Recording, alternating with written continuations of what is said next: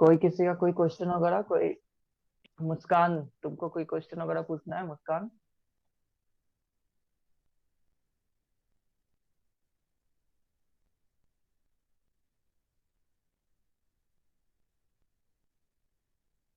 Okay, तुम library में रहती हो क्या मुस्कान?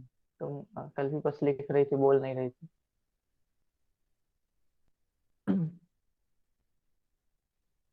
अच्छा, ठीक है। निहारिका, निहारिका तुम्हारा कोई क्वेश्चन है? तुम्हारे क्लासेस नहीं चलते हैं क्या मुस्कान? मतलब कॉलेज की क्लासेस।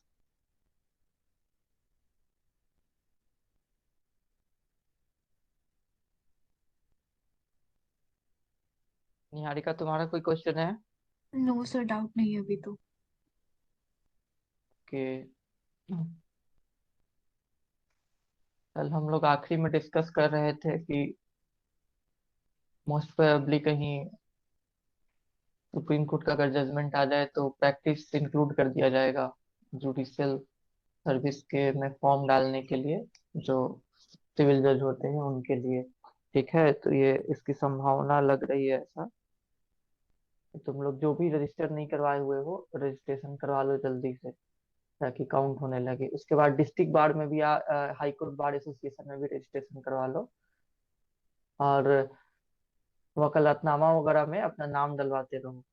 फिर अभी 20 दिन पहले ही 7th सेमेस्टर एग्जाम फिनिश हुए, हॉलीडे चल रहा है। अच्छा, तुम्हारा हॉलीडे चल रहा है इसलिए तुमको वक्त मिल गया है लाइव क्लास करने का, नहीं? ठीक है। हम्म।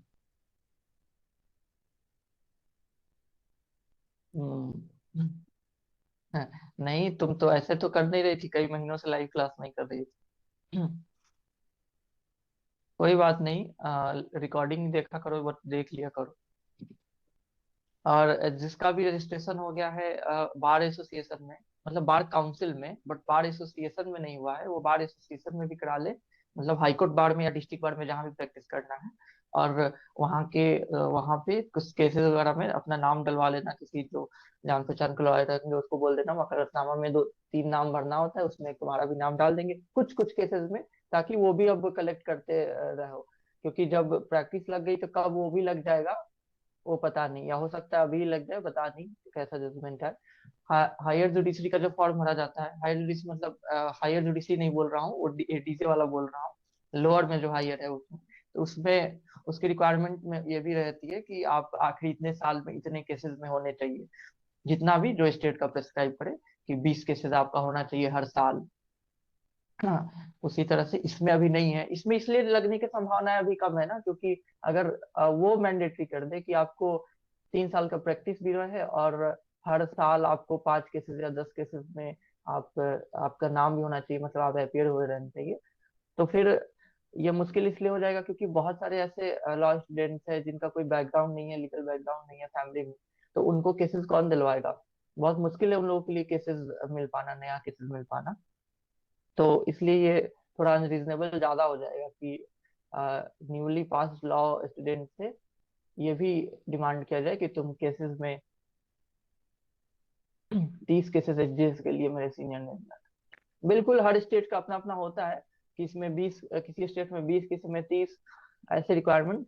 आखिरी 3 साल में, कहीं आखिरी 7 साल में, जितने भी रिक्वायरमेंट रहे स्टेट, हाई कोर्ट का रूल्स होता है हर स्टेट के लिए एडीसी का फॉर्म भरने के लिए। बट इसमें तो है नहीं, सिविल जज वाले में मतलब जेएम जेएम सेकेंड क्लास या सिविल जज को जो एंट्री लेवल पे होता है। बट कुछ भी हो सकता है, ठीक है, ठीक है शाम्भवी। हाँ। बहुत अभी ये चल रहा है, बहुत ज्यादा ही चांसेस है कि अभी प्रैक्टिस लगने वाला है।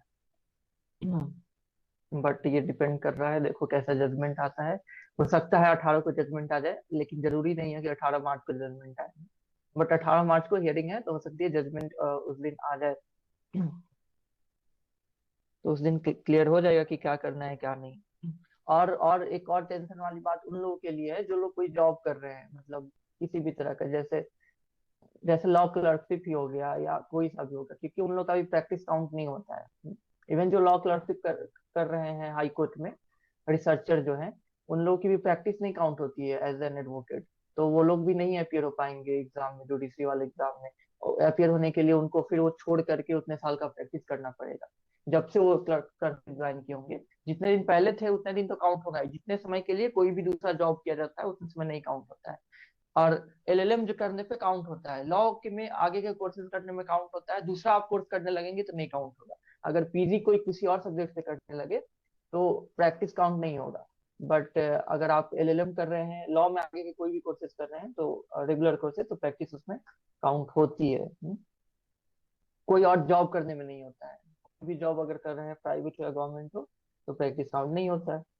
तो उन लोग के लिए भी एक बहुत बड़ा प्रॉब्लम है जो जॉब कर रहे हैं, क्योंकि वो लोग तो यही सोचे हैं ना, जो एग्जाम देते रहेंगे, जॉब भी करते रहेंगे, बट वो नहीं दे पाएंगे। और उन लोगों को रिलैक्सेशन भी मिलने की संभावना कम है। अगर मान लो कि प्रैक्टिस लग गया, अगर वो लोग तुरंत वो लोग पीआई फाइल करेंगे ना सभी लोग, क्योंकि बहुत बड़ा मेजोरिटी है जो कुछ कुछ ना कुछ कर रहा है। प्राइवेट जॉब भी कर रहा है, गवर्नमेंट जॉब भी कर रहा है, कोई कुछ कर रहा है, पढ़ा रहा है या कुछ भी कर रहा है। तो कि उन लोग कि वो लोग इनएलिजिबल हो जाएंगे एग्जाम देने के लिए, प्रैक्टिस काउंट नहीं होगा। तो उन लोग को रिजाइन करके फिर से काउंट कराना पड़ेगा प्रैक्टिस।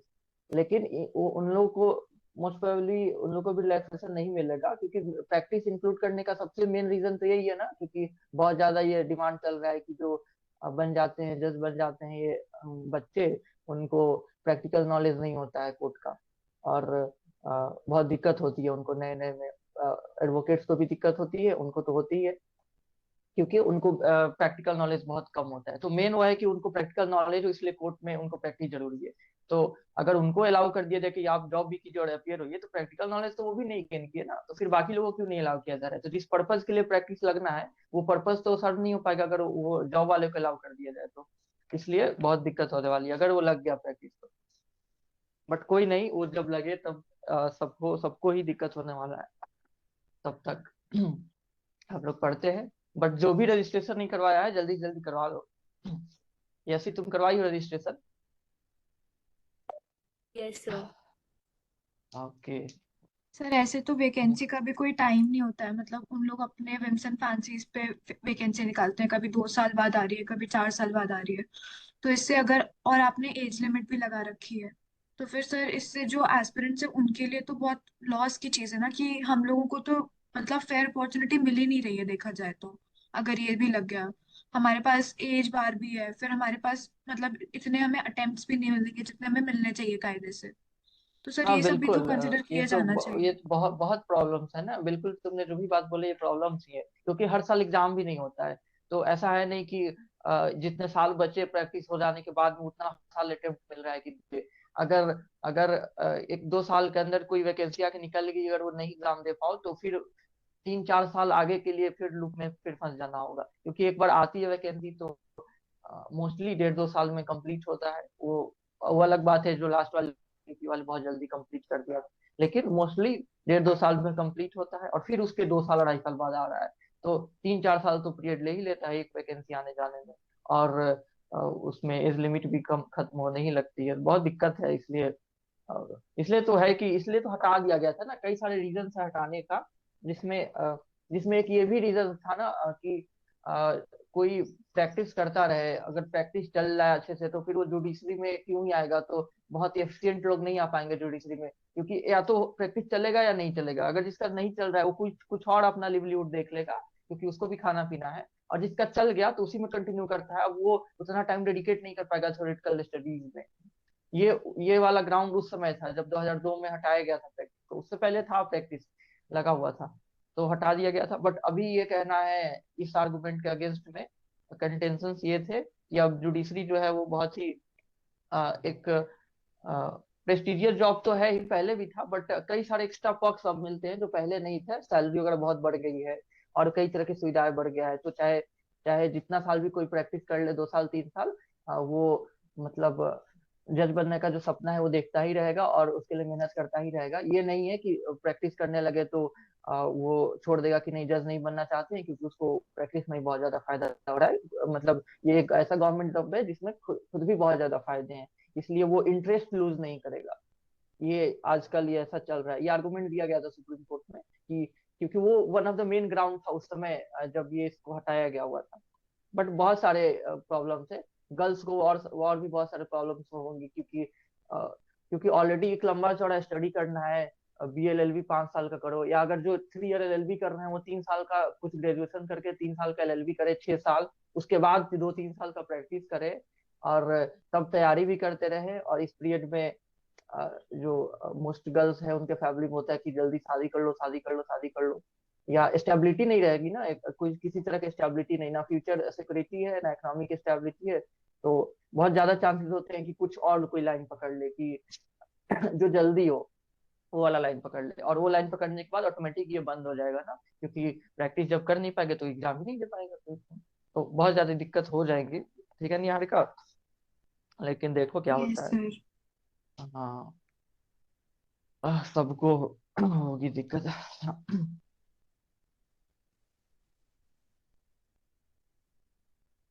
कहाँ तक कल हुआ था? सर 162 तक हो गया था, 163 से करना है। 162? हाँ, 162 तक हो गया था। अर्जेंट केसेस ऑफ न्यूसेंस और एप्रीहेंडेड डेंजर से करना है, अर्जेंट केसेस। एक जो मध्य प्रदेश वाली आया था पिछले साल, उसमें वो एलिजिबिलिटी में एक वो भी था कि जिसने 70% से ज्यादा मार्क्स लाया हुआ है अपने लॉ कोर्स में, उसको प्रैक्टिस नहीं करना पड़ेगा। ये भी एक पता नहीं इस चीज को भी कहीं नहीं ला दे, इसको ना आने का संभावना ज्यादा है कि ये नहीं इंक्लूड होगा। बट कई लोग ये चाहेंगे कि ये इंक्लूड हो जाए, जिनके भी मार्क्स 70 से ज्यादा होंगे वो लोग चाहेंगे कि ये इंक्लूड हो जाए, कि एटलीस्ट जो एकेडमिक्स में बहुत अच्छा परफॉर्म किए हुए हैं उनको रिलैक्सेशन मिल जाए, प्रैक्टिस ना करना पड़े। बट फिर इसके अगेंस्ट में कई सारे चीजें आ जाती हैं, कि कई सारी यूनिवर्सिटीज है जिसमें मार्क्स मिलती ही कम है, मतलब 70% लाना बहुत मुश्किल हो जाता है।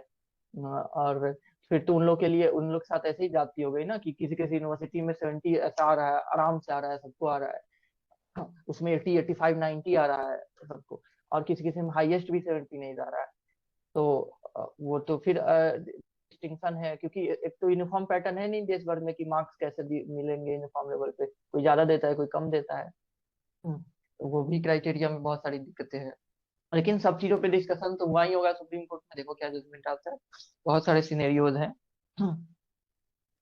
ये होता ना सबसे अच्छा, कि अगर प्रैक्टिस प्रैक्टिस इंक्लूड भी करना है तो ऐसे करता कि मान लो अगर डिमांड कर रहा है कि 3 साल का प्रैक्टिस चाहिए, तो तुरंत विथ इमीडिएट इफेक्ट उसको इन्फोर्स नहीं करता, कहता कि अब से मतलब 3 साल बाद ये वाला जजमेंट मतलब इन्फोर्स होगा। अब से 3 साल बाद जो वैकेंसी आएगी उसमें रहेगा कि 3 साल का प्रैक्टिस होना चाहिए, 2 साल प्रैक्टिस, क्योंकि जो अब से लोग डिसाइड करे, अगर लगाना ही है प्रैक्टिस उनको तो, क्योंकि अब से लोग डिसाइड करे कि अगर जिसको जुडिशरी देना है कुछ और कर रहे हैं तो छोड़ करके वो प्रैक्टिस करने लगे, या जिन्होंने रजिस्ट्रेशन नहीं करा है रजिस्ट्रेशन करा ले। अगर 2 साल का लगाना है प्रैक्टिस तो 2 साल बाद वो इन्फोर्स में आएगा, और उस पहले जो भी वैकेंसी आएगी उसमें ये एलिजिबिलिटी नहीं रहेगा कि प्रैक्टिस चाहिए।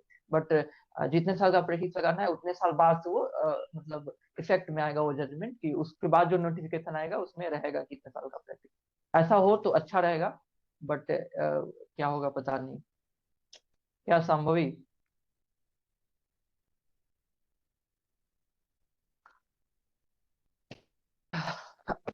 हाँ सर, देखिए क्या होता हाँ, हम्म, है। अनएम्प्लॉयड चलो। रखने का ये लोग पूरा तैयारी कर रहे हैं सबको। हाँ, वो बात तो है। सबको सबको मिनिमम 2, 3, 4 साल पीछे भेज देगा, अगर ये आ गया ना प्रैक्टिस, तो सबको 3, 4 साल पीछे भेज देगा। फिर एडमिनिस्ट्रेटिव सर्विसेज में भी हाथ लगाना पड़ेगा सर। टाइम ही नहीं है, ऑलरेडी इतना टाइम बीत चुका है। हाँ, ये तो है ही, मतलब, और ऐसे बहुत सारे लोग हैं जिनके लिए जो अब टाइम कर ही नहीं सकते हैं, और इन्वेस्ट इतना ज्यादा वेट ही नहीं कर सकते हैं। कई हैं जो वेट कर सकते हैं, दिक्कत तो उनको भी है लेकिन वेट कर सकते हैं, और बहुत सारे तो ऐसे लोग होंगे जो वेट ही नहीं कर सकते हैं।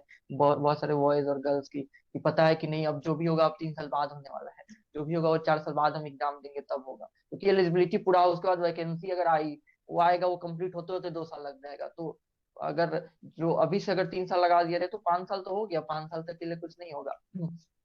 अगर किसी का प्रैक्टिस अगर अभी से शुरू किया जाए तो कई सारे सिनेरियोज है, लेकिन यही होप करना है कि जो हो, अगर लगना भी है तो इस तरह का हो कि ज्यादा ना हानि हो ना ज्यादा ये हो। हाँ, कम से कम लगे प्रैक्टिस, और उसमें वो केस वाला डिमांड ना रहे, या लगे ही नहीं। देखो क्या होता है। यूपी वन में तो सिक्सटी है थ्री सर निकालो। ऑलरेडी क्या है अपने यूपी में लोगों ऑलरेडी? का। इस बार जो रजिस्ट्रेशन हुए हैं उसमें है कि आपको अभी 5 केसेस हर साल चाहिए 2 साल के लिए। किस चीज के लिए तो चाहिए? अभी आपका फिर मतलब, हाँ ये मतलब अभी टेम्पररी सर्टिफिकेट ऑफ प्रैक्टिस हम लोग को मिलेगा। अभी 2 साल तो टेम्पररी ही रहेगा। वो परमानेंट करने के लिए अभी हम लोग को 2 साल में 10 केसेस चाहिए। अच्छा, ऐसा ऐसा यूपी बार का रूल बनाया यूपी हुआ है में। क्या? हाँ ये यूपी का ओके है। ओके। अच्छा। हम्म, हाँ, ऐसा मोस्ट स्टेट्स में नहीं है, मतलब कि सर्टिफिकेट ऑफ प्रैक्टिस के लिए इस तरह की चीजें होगा। जो मन करे तो इसको वो कर रहे हैं, और क्या।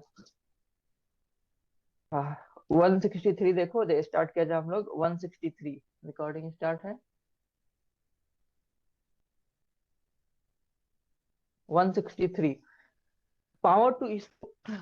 हम लोगों ने कल नुइसेंस पढ़ लिया हुआ था। नुइसेंस कि पब्लिक नुइसेंस के केसेस में कब कब जो है वो, पहले पढ़ा था हमने कि कंडीशनल ऑर्डर पास होगा, फिर वो बाद में एब्सोल्यूट बन जा रहा था। इंजंक्शन की भी बात हुआ था कि इंजंक्शन भी लगाया जा सकता है। अगर इमीडिएट मेजर्स लेना जरूरी लग रहा है तो इंजंक्शन भी लगाया जा सकता है कंडीशनल ऑर्डर के साथ में। अब है अर्जेंट केसेस ऑफ नुइसेंस और एप्रीहेंडेड डेंजर। अब नुइसेंस या डेंजर का बहुत ही अर्जेंट केसेस है, तुरंत कुछ एक्शन लेना है, तुरंत मतलब अभी ले लेना है। 163, power to issue order in urgent cases of nuisance और एप्रीहेंडेड डेंजर। इसका सब सेक्शन 1 देखो। In cases where in the opinion of DM, SDM और any other executive magistrate specially empowered by state government. यही authorities थे। कौन कौन सा authority decision ले सकता था न्यूसेंस के केस में? बताओ निहारिका। न्यूसेंस के केस में कंडीशनल ऑर्डर कौन पास कर सकता था?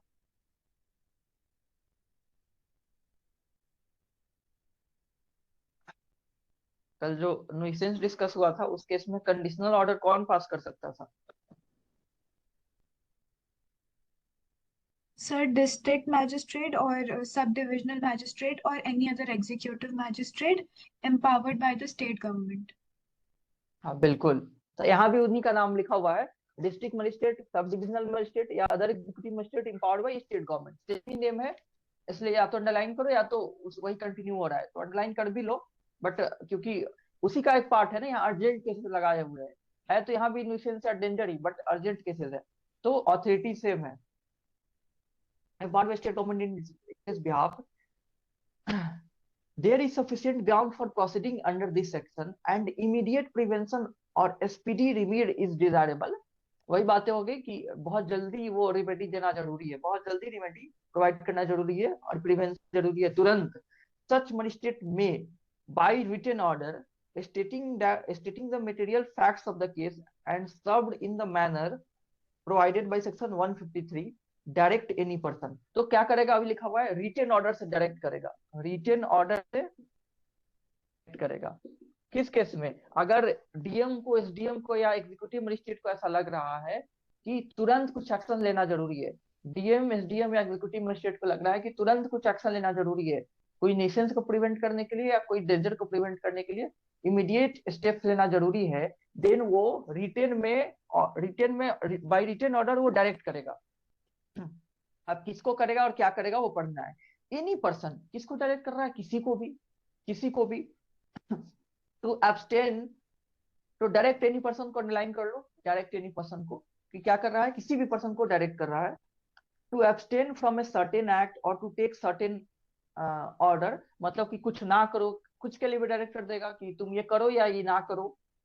with respect to certain property in his possession or under his management, if such magistrate consider that such direction is likely to prevent or tend to prevent obstruction in violence, जो भी हमने पहले पढ़ा हुआ था, obstruction in violence, injury, lawful impediment, danger to human life, health, safety, public tranquillity, ये सब कुछ भी नहीं ध्यान रखना है, वो बातें वही रिपीट हो रही है जो कल हम लोगों ने पढ़ा हुआ था। तो सबसे सर्वन से इतना ही बात निकल के आ रहा है कि अगर डीएम, एसडीएम या एग्जीक्यूटिव मजिस्ट्रेट को इमीडिएट स्टेप लेना जरूरी उनको लग रहा है, उनको लग रहा है कि डेंजर बहुत ज्यादा है,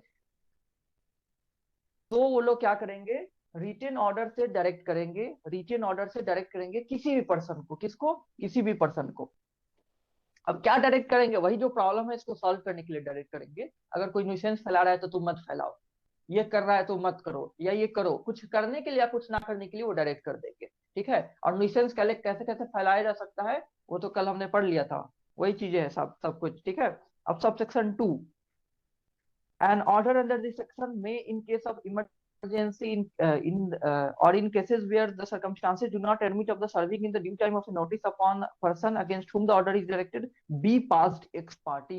अब कह रहा है कि इस सेक्शन के अंडर में जो ऑर्डर पास होने की बात कर रहा है, जहाँ रिटन ऑर्डर बात किया, रिटन ऑर्डर ये एक्स पार्टी भी पास हो सकता है। अगर समय नहीं है कि उसको हम नोटिस दे और उसको हम बुलाएं, उसकी बातों को सुने, तो ये एक्स पार्टी भी पास हो सकता है, बिना उसको सुने भी, बिना उसको बुलाए भी पास किया जा सकता है। तो एक्स पार्टी को अंडरलाइन कर लो, be passed ex parte. Ex parte का मतलब बहुत बड़ा आपको बताया जा चुका है, उसके एब्सेंस में भी पास हो सकता है। बी पास्ड एक्स पार्टी को अंडरलाइन कर लो। एन ऑर्डर, इमरजेंसी के केस में ये पूरा सेक्शन ही है इमरजेंसी वाला। An order under this section may be directed to a particular individual or to a persons residing in a particular place or area or to public generally।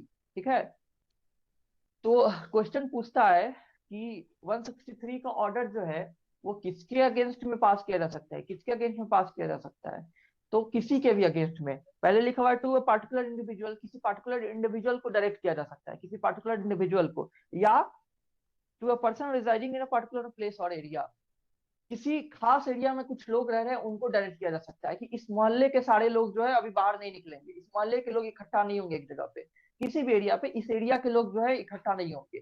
तो कुछ खास किसी एरिया के लोगों के लिए हो सकता है, किसी खास पर्सन के लिए भी हो सकता है, या पब्लिक जनरली के लिए भी हो सकता है। और to the public generally when frequently और विजिटिंग अ पर्टिकुलर प्लेस और एरिया, अगर पब्लिक जनरली भी कहीं पे किस खास जगह पे आते हैं तो कही जा सकती है कि इस जगह पे अभी कोई नहीं आएगा।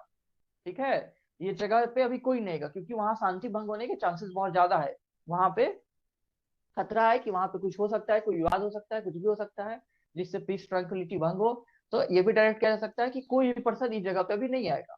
तो किसको किसको ऑर्डर डायरेक्ट हो सकता है, किसी खास किसी इंडिविजुअल को भी हो सकता है, किसी ग्रुप ऑफ इंडिविजुअल्स को भी हो सकता है, आइदर पब्लिक जनरली को भी हो सकता है। ओके, पब्लिक को भी हो सकता है, कुछ खास लोगों को भी हो सकता है, और एक लोग को भी हो सकता है।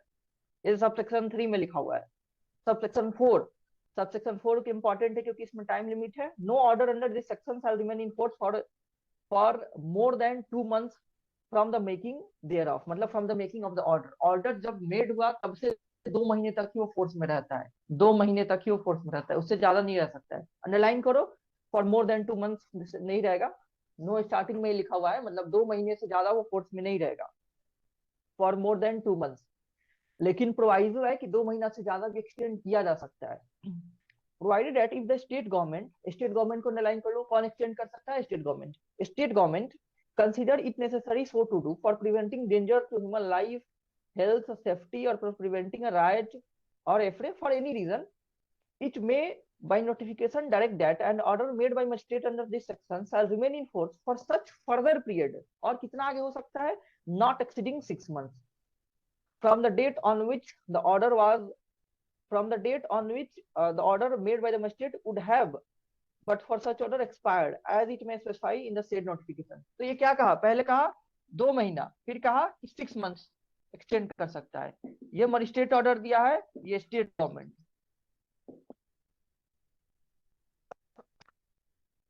ये 2 को बढ़ा के 6 तक नहीं किया जा सकता है, 2 में और 6 मैंने जोड़ दिया हुआ है, 6 more months के लिए वो लगाया जाता है। Okay, 2 + 6 months।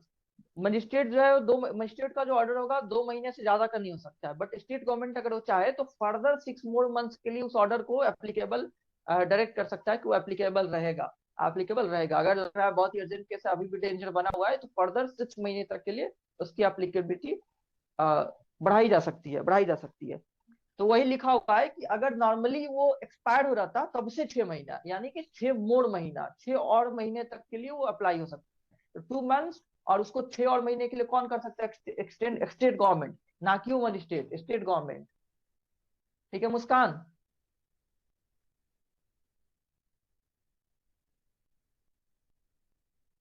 ओके, तो याद रखना 2 महीना, उसको 6 महीना और बढ़ाना है, 2 महीना मजिस्ट्रेट, 6 महीना और कौन बढ़ा सकता है? State government. ये इंपॉर्टेंट है।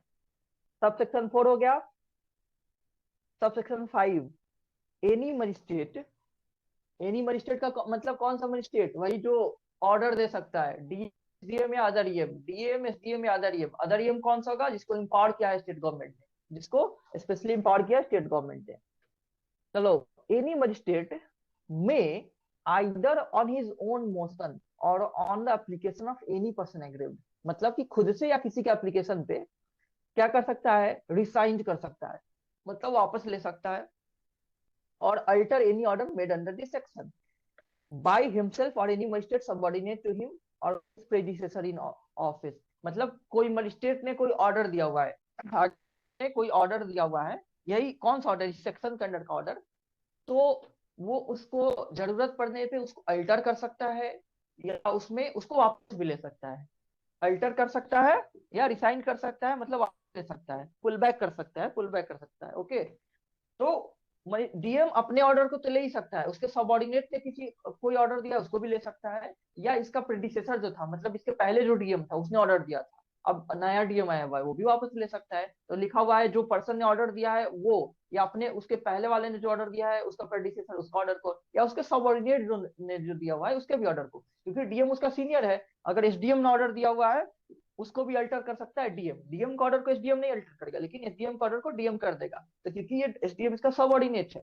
ओके, तो किसी भी समय में, अब ये लिखा हुआ है कि आइदर वो खुद से कर दे, खुद से कर दे, या किसी के एप्लीकेशन से कोई अप्लाई करे कि इसमें इससे ये हानि हो रही है, आप ये बदल दे, कोई भी अग्रीड पर्सन अप्लाई करे तो भी कर सकता है, either of its own motion और ऑन एप्लीकेशन। ये जो अथॉरिटीज है वो कभी भी उस ऑर्डर को अल्टर कर सकता है, मॉडिफाई कर सकता है, या रिसाइन कर सकता है, मतलब उसको वापस ले सकता है। ठीक है शाश्वत?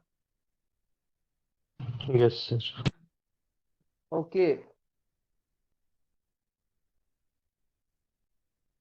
सबसेक्शन 5 हो गया। Subsection 6, the state government may either on its own motion, अब स्टेट गवर्नमेंट भी कर सकता है, और on the application of person decide और alter any order made by it under the proviso to subsection 4। Subsection 4 के प्रोवाइजो में हमने क्या देखा था? स्टेट गवर्नमेंट भी एक आदेश दे सकता था। क्या आदेश था वो?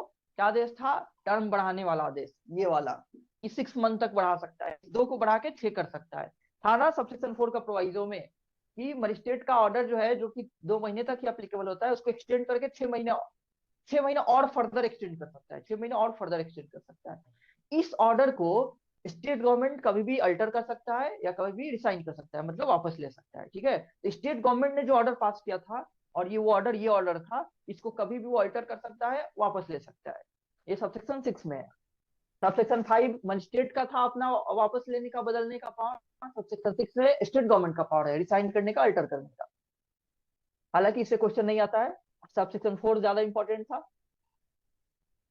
सबसेक्शन 7 देखो, subsection 7, where an application under subsection 5 or subsection 6 is received, the magistrate or the state government, as the case may be, shall afford to the applicant an early opportunity of appearing before him or it, मतलब कि जिसने, अगर subsection 5 या 6 में एक चीज का application आया है, 2 तरीका था वापस लेने का, या तो खुद से सुओ मोटू, या था किसी के एप्लीकेशन पे। तो अगर किसी ने अप्लाई किया हुआ है तो उसको अपॉर्चुनिटी ऑफ हियरिंग देगा, वो भी अर्ली अपॉर्चुनिटी, तुरंत सुन लेगा उसको। ठीक है, स्टार्टिंग में ही उसको सुन लेगा। हिम और इट आइदर इन पर्सन और by advocate and showing cause against the order. क्यों, क्या सुनेगा? क्योंकि क्या उसका प्रॉब्लम है उस ऑर्डर से, उस बात पे सुनेगा कि उस ऑर्डर को वो क्यों मॉडिफाई करवाना चाहते हैं, क्यों सेटिसाइड करवाना चाहता है। And if magistrate or the state government, as the case may be, rejects the application wholly or in part, he or it shall record in writing the reason for doing so. अगर reject करता है तो reason भी record करेगा। तो important नहीं है। ठीक है, अब आते हैं हम अगला पार्ट पे, जो है disputes as to immovable property. 163 में किसी को प्रॉब्लम है? 163 में, यस सी, समझ में आया section 163? Yes sir. Sub section 1 ही इसका इंपॉर्टेंट था, जिसमें आपको अथॉरिटी का नाम याद रखना है, जो कि सेम अथॉरिटी है जो कि कल था, डीएम, एसडीएम या other empowered by state government. Time period आपको याद रखना है 2 महीना मजिस्ट्रेट, और which can be extended for further 6 month by state government. ठीक है, dispute as to immovable property, section 164 देखो, 164, 164 का जो डिस्प्यूट है,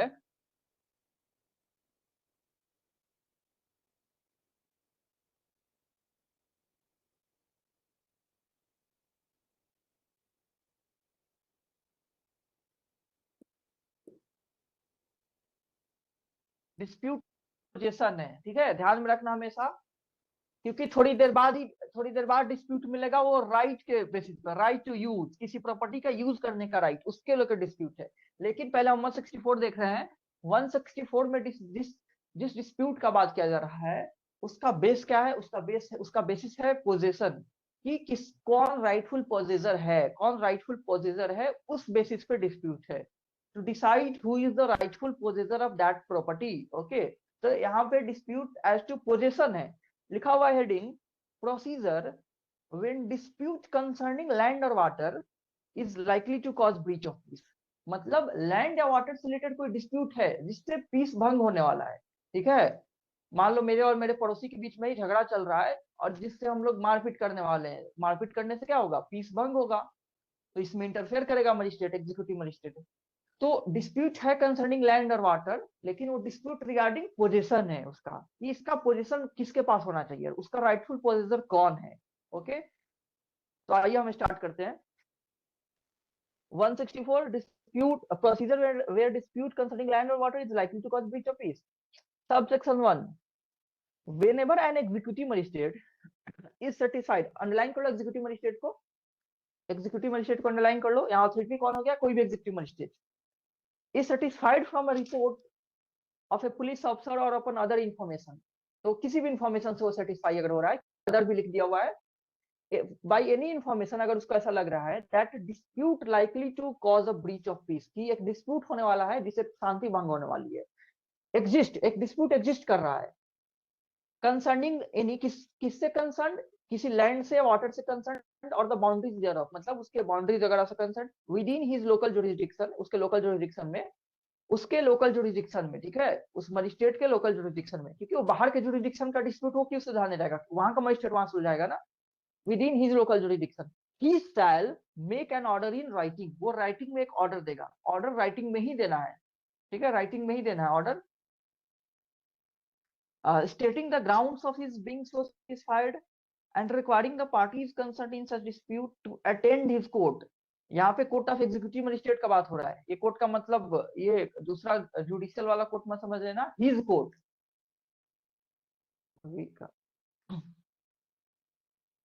हिज कोर्ट, यहाँ हिज का मतलब जो मजिस्ट्रेट का बात चल रहा है, ये मजिस्ट्रेट यानी court of executive magistrate. Okay, court of executive magistrate in person और बाय एन एडवोकेट, मतलब कि वो रिटन में ऑर्डर देगा कि तुम आओ हमसे मिलो आकर के, ठीक है, तुम आकर के हमसे मिलो, या तुम लोग आकर के हमसे मिलो जिनके बीच में डिस्प्यूट्स है, to attend his court in person or by advocate on a specified date and time, and to put in written statements of their respective claims as respect the fact of actual possession of the subject of the dispute। okay, कि तुम आकर के मिलो और हमारे पास अपने सबूत को रखो, कि जिससे पता चले कि किसका एक्चुअल पोजीशन है उस सब्जेक्ट मैटर ऑफ डिस्प्यूट पे, जो भी डिस्प्यूट का सब्जेक्ट मैटर है उस पे एक्चुअली किसका पोजीशन है, जो एक्चुअली किसका पोजीशन है वो डिसाइड करने के लिए आकर के मेरे पास एविडेंसेस दो। तो क्या है इसमें, अगर किसी एग्जीक्यूटिव मजिस्ट्रेट को लग रहा है कि कोई लैंड, वाटर या उसके बाउंड्री से कंसर्निंग कोई डिस्प्यूट हो रही है किसी के बीच में, जिससे शांति भंग होने वाला है, तो वो क्या करेगा? उनको रिटन ऑर्डर इशू करेगा और कहेगा कि आप आइए और हमसे मिलिए, हमसे मतलब एग्जीक्यूटिव मजिस्ट्रेट जो ऑर्डर इशू कर रहा है, आइए हमसे मिलिए और अपना सबूत दीजिए कि किसका एक्चुअल पोजीशन है, give me proof to determine that whose possession is legal, किसका पोजीशन लीगल है, ठीक है, लॉफुल है। अब आओ सबसेक्शन 2, यसी समझ में आया इतना बात? यसी सबसेक्शन 1, हाँ जी सर। ओके, कौन ऑर्डर दे रहा है, किसको ऑर्डर दे रहा है और किस ग्राउंड पर ऑर्डर दे रहा है, ये बात क्लियर होनी चाहिए। ऑर्डर दे रहा है एग्जीक्यूटिव मजिस्ट्रेट, किसको दे रहा है? वो पर्सन जिसके बीच में डिस्प्यूट होने वाला है, किस ग्राउंड पे दे रहा है? एक्चुअली की पोजीशन डिसाइड करना है कि कौन राइटफुल पोजीशन है उस प्रॉपर्टी का, ताकि डिस्प्यूट सुलझाए, जिसका राइटफुल पोजीशन होगा उसको बोलेगा आप लीजिए और बाकी साइड होइए।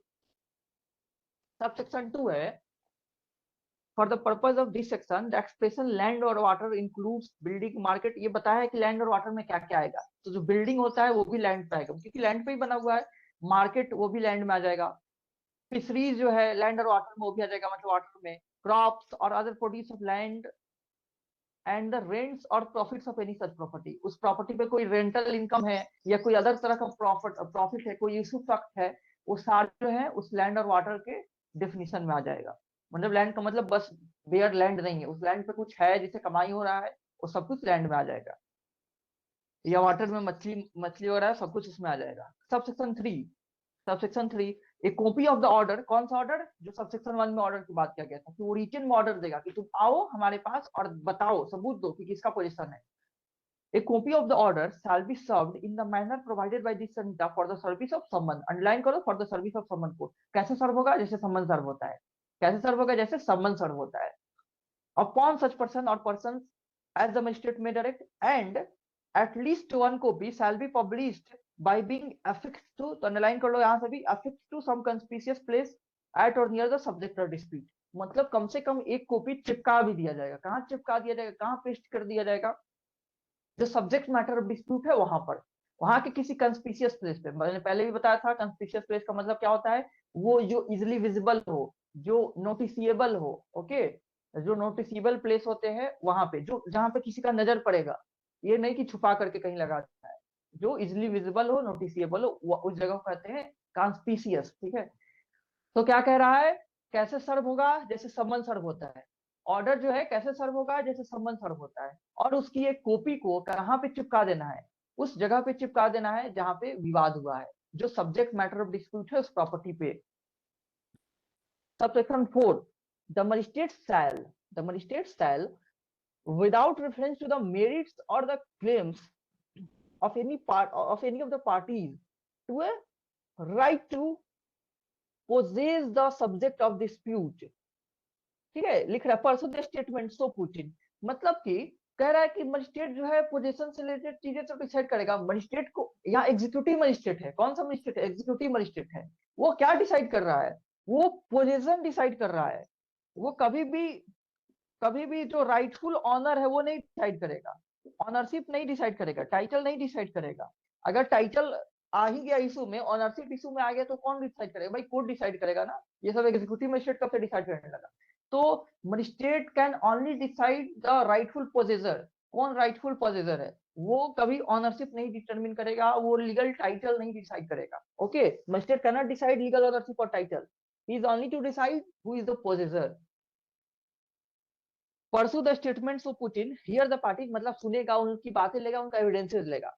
Receive all such evidence as may be produce, वो लोग जो भी एविडेंस देना चाहता है वो सब कलेक्ट कर लेगा। टेक सच फर्दर, कुछ और मांगना चाहता है वो भी मांग लेगा। If any as he thinks necessary and if possible, अगर संभव है, डिसाइड, क्या डिसाइड करेगा, whether any and which of the parties was at the date of the order made by him under subsection 1 in the position of the subject of dispute, कि actually जब order जब made हुआ था तो उसका कौन possessor था, who was the actual possessor, actual कौन पोजेसर था जब वो ऑर्डर मेड हुआ था। तो ठीक है, तो एक्चुअल पोजीशन किसके पास था ये डिसाइड करेगा।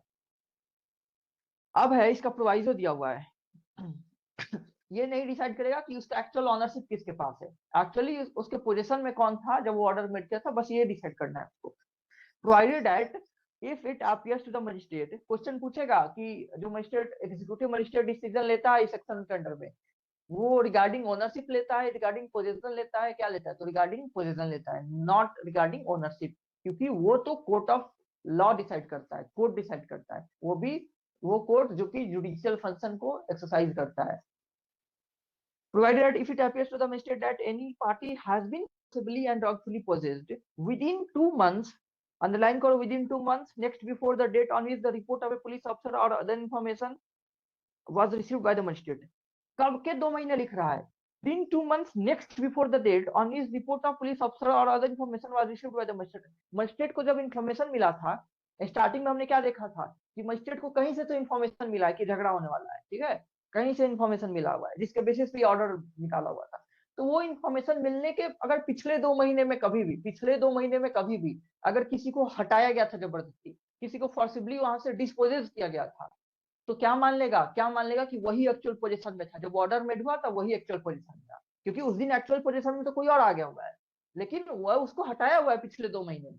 ठीक है, अगर अगर 15 मार्च को ऑर्डर आया, 15 मार्च को ऑर्डर आया और उस दिन बी पोजीशन में है, बी पोजीशन में है, लेकिन पता चल रहा है कि 15 फरवरी को बी ने ए को पोजीशन से हटाया हुआ था जबरदस्ती, तो माना जाएगा कि 15 मार्च को भी कौन पोजीशन में है, ए ही पोजीशन में है, क्योंकि मजिस्ट्रेट को ये पता चल गया है कि 2 महीने के पहले कभी ना कभी किसी पर्सन को उसको वहां से जबरदस्ती हटाया गया था, किसी को जबरदस्ती हटाया गया था, तो मानेगा कि जो डेट पे जो ऑर्डर ऑफ डेट है, जो डेट ऑफ ऑर्डर है, उस दिन एक्चुअल पोजीशन में कौन था, वही पर्सन था जिसको पिछले 2 महीने में हटाया गया था। अब पहले पूरा पढ़ता हूँ इसको। लिखा हुआ है provided that if it appears, अगर ये लगता है मजिस्ट्रेट को that any party has been forcibly and wrongfully dispossessed, किसी को जबरदस्ती गलत तरीके से हटाया गया था, कब, within 2 months next before, 2 महीना, किसके पहले 2 महीना, next before the date on which report of police officer information was received by the magistrate, जब मजिस्ट्रेट को इन्फॉर्मेशन मिला था, कौन सा इन्फॉर्मेशन कि यहाँ कोई विवाद होने वाला है, और after the date and before the date of his order under the section, या उस डेट के बाद भी, जब इंफॉर्मेशन मिला था उस डेट के बाद भी, बट ये ऑर्डर मिलने के पहले, ये ऑर्डर मिलने के पहले, मान लो इंफॉर्मेशन मिला 1 मार्च को मिला, 1 मार्च को मिला, तो 1 मार्च से पहले 2 महीना देखा जाएगा, और वो हो जाएगा 1 जनवरी 1 फरवरी, मतलब 1 जनवरी से अगर किसी को हटाया गया है तो वो माना जाएगा उसके पोजीशन में जिसको हटाया गया हुआ है, लेकिन 1 मार्च के बाद मान लो 5 मार्च को हटाया गया है, तो लिख रहा है कि 1 से 15 मार्च के बीच में अगर किसी को हटाया गया है उसको भी, क्योंकि ऑर्डर, डेट ऑफ ऑर्डर 15 मार्च है, 15 मार्च को ऑर्डर दिया गया था, 1 मार्च को इन्फॉर्मेशन मिला था कि झगड़ा होने वाला है, 1 मार्च को इन्फॉर्मेशन मिला झगड़ा होने वाला है, 15 मार्च को ऑर्डर आया था। ठीक है, तो कह रहा है कि 1 मार्च से पहले 2 महीना देखेंगे, और 1 मार्च के बाद भी, और ऑर्डर के बीच में, ये वाला जो पीरियड है इसके बीच में भी अगर किसको हटाया गया हुआ है, इन सबको मानेंगे कि एक्चुअल पोजीशन कौन था, जिसको हटाया गया है वो था। यहाँ का ये बात समझ में आया? Yes sir. तो देखो लिखा है कि after the date and before the date of his order under section he may treat the party so dispossessed, जिस पार्टी को डिस्पोजेस किया गया है उसको कैसा ट्रीट करेगा, एज इफ दैट पार्टी, जैसा कि वो had been in possession on the date of his order under subsection 1, कि जिस दिन ऑर्डर दिया 15 मार्च को कि वही एक्चुअल पोजीशन में था, बट एक्चुअल यहाँ पे बी है, एक्चुअल पोजीशन में बी है, और बी ने ए को हटा दिया हुआ है, तो बी ने ए को अगर हटाया हुआ है तो मानेगा वो मजिस्ट्रेट की एक्चुअल पोजीशन कौन किसका है, ए का ही एक्चुअल पोजीशन में है। मुस्कान, शाश्वत और यसी, तुम लोग को समझ में आया? बताओ।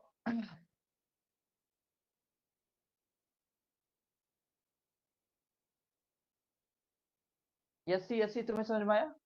Okay okay. Yes. 15 March date of order है, 1 मार्च को इन्फॉर्मेशन मिला था कि कुछ यहाँ होने वाला है, तो 1 मार्च से वो पहले के 2 महीना देखेंगे, और इन दोनों के बीच का भी डेट, मतलब 1 से 15 मार्च के बीच का भी, इन पीरियड में कभी भी अगर उसको हटाया गया हुआ है, कभी भी उसको हटाया गया हुआ है, तो मानेगा जिसको हटाया गया है वही एक्चुअल पोजीशन में है इसका। अब आओ subsection 5, subsection 5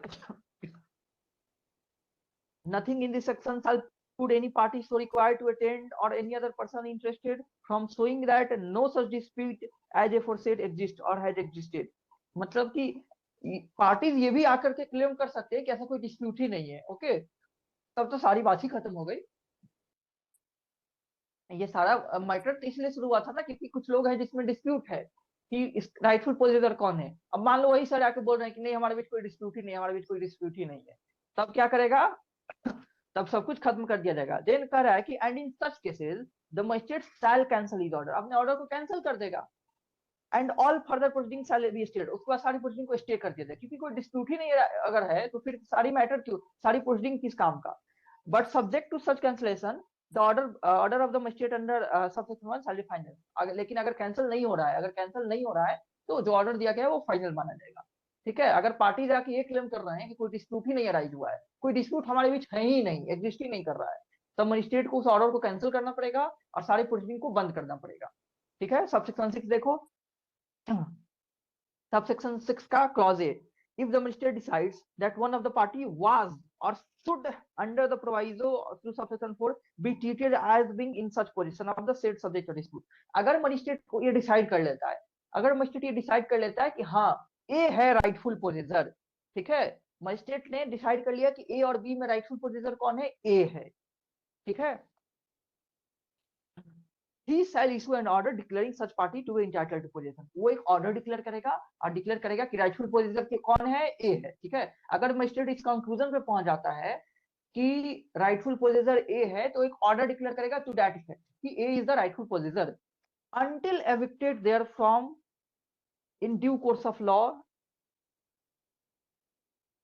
to be entitled possession thereof until evicted therefrom in due course of law। तो डिक्लेयर कर रहा है कि ए ही राइटफुल पोजेसर है और ए ही रहेगा वहां पे। कब तक रहेगा? जब तक कि अगर कोर्ट ने कोई ऑनरशिप का अगर विवाद में आ गया है, टाइटल विवाद में आ गया है, तो कोर्ट जब तक वो डिसाइड करके जब तक उसको लीगली एविक्ट ना किया जाए, लीगल एविक्शन होता है कि लीगली उसको निकाल ना दिया जाए by a competent court decide होकर के, तब तक कौन पोजेसर रहेगा? तब तक ए रहेगा। क्योंकि ए बी के बीच में विवाद था कि हम रहेंगे हम रहेंगे हम रहेंगे हम रहेंगे, ठीक है। अब एग्जीक्यूटिव मजिस्ट्रेट तो ऑनरशिप डिसाइड नहीं कर सकता है, वो पोजीशन डिसाइड करना है। तो अगर डिसाइड कर लिया कि ए राइटफुल पोजेसर है, तो कहेगा कि ए ही रहेगा, बी नहीं रहेगा, ए ही यहाँ पे रहेगा। कब तक ए रहेगा? जब तक कि कोई कॉम्पिटेंट कोर्ट डिसाइड नहीं कर देता कि एक्चुअल ओनरशिप किसका है। क्योंकि वो डिसाइड कर देगा कि एक्चुअल ओनरशिप किसका है, फिर अगर ए का नहीं निकलेगा तो ए को एविक्ट कर दिया जाएगा, और निकल गया तब तो कोई बात ही नहीं।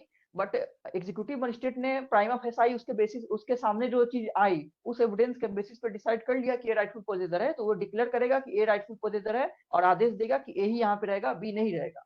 समझ में आया मुस्कान? यसी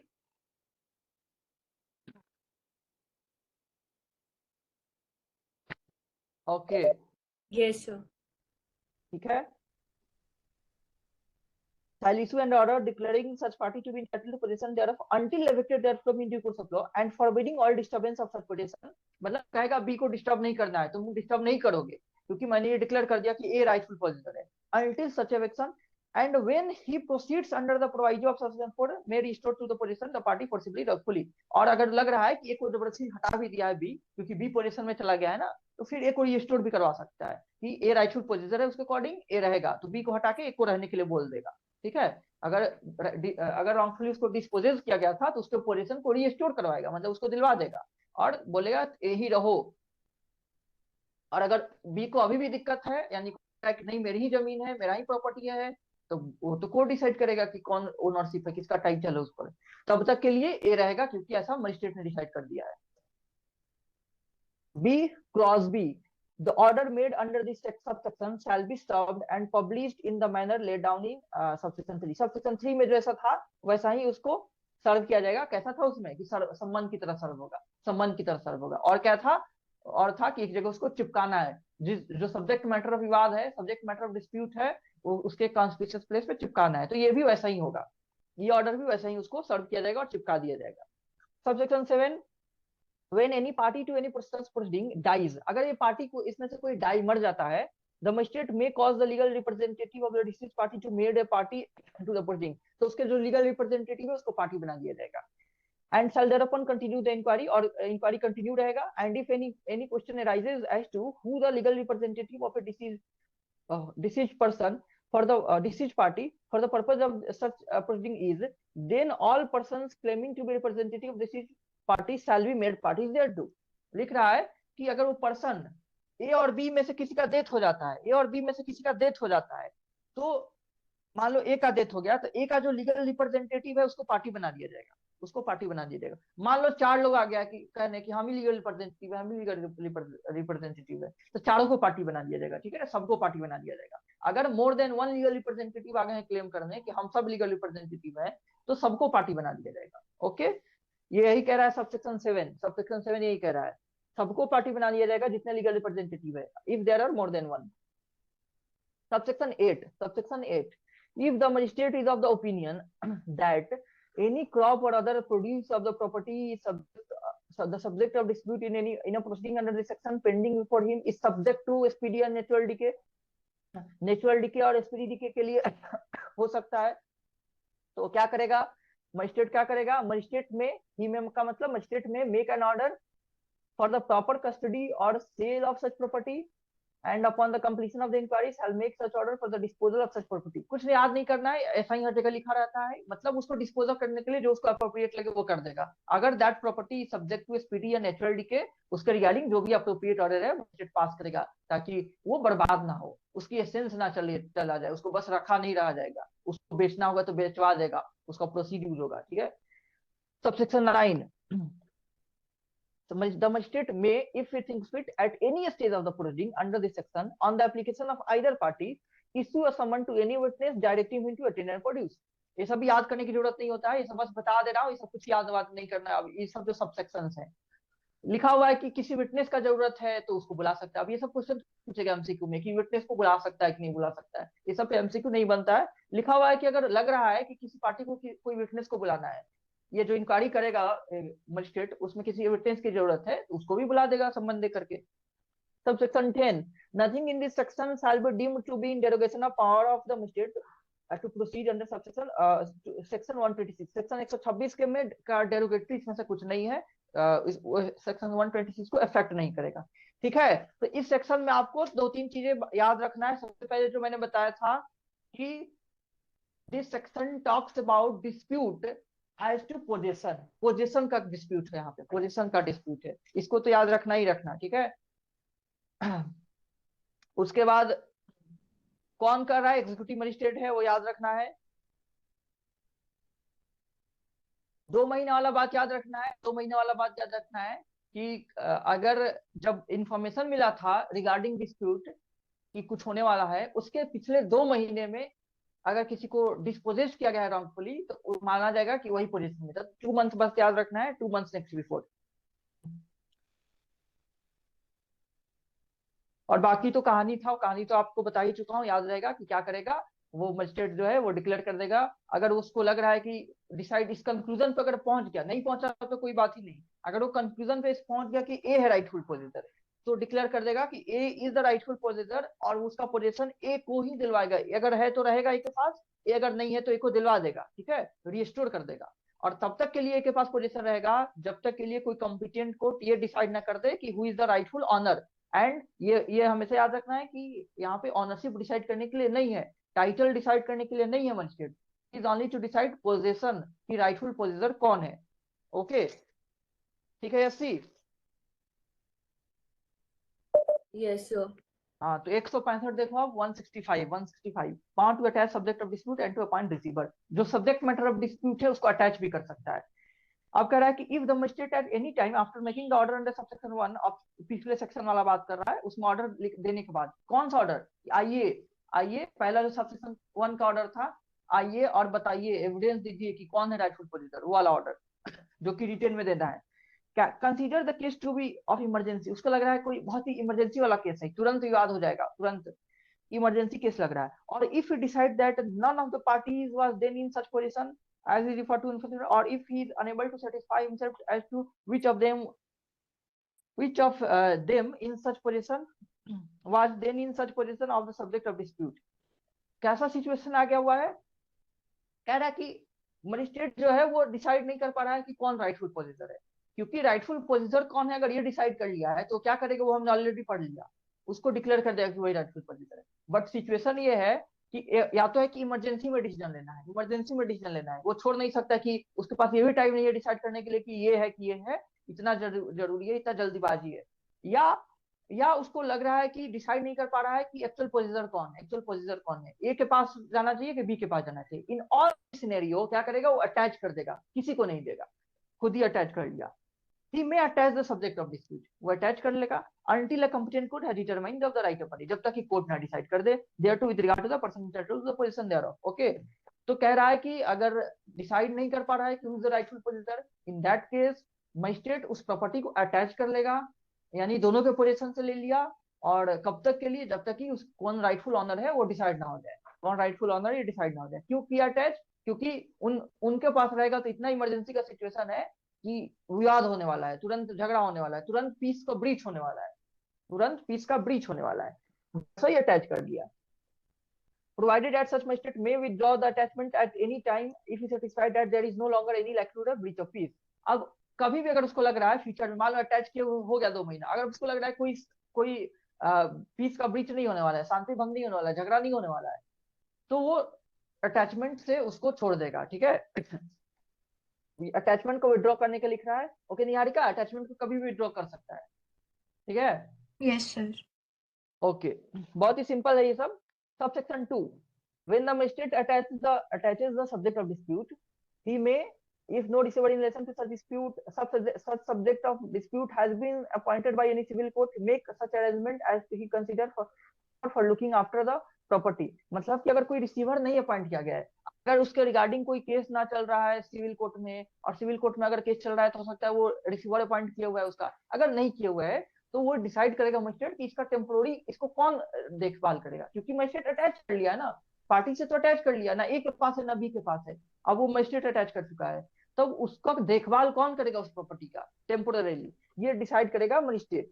and if you think fit और if you think fit appoint receiver there, अगर उसको सही लग रहा है तो उसको उसके लिए एक रिसीवर अपॉइंट कर देगा, मतलब एक पर्सन को रिसीवर अपॉइंट कर दिया जाता है कि तुम इसको देखभाल करना, वो रिसीव टेम्पोररीली उसको रिसीव करा दिया जाता है रिसीवर को।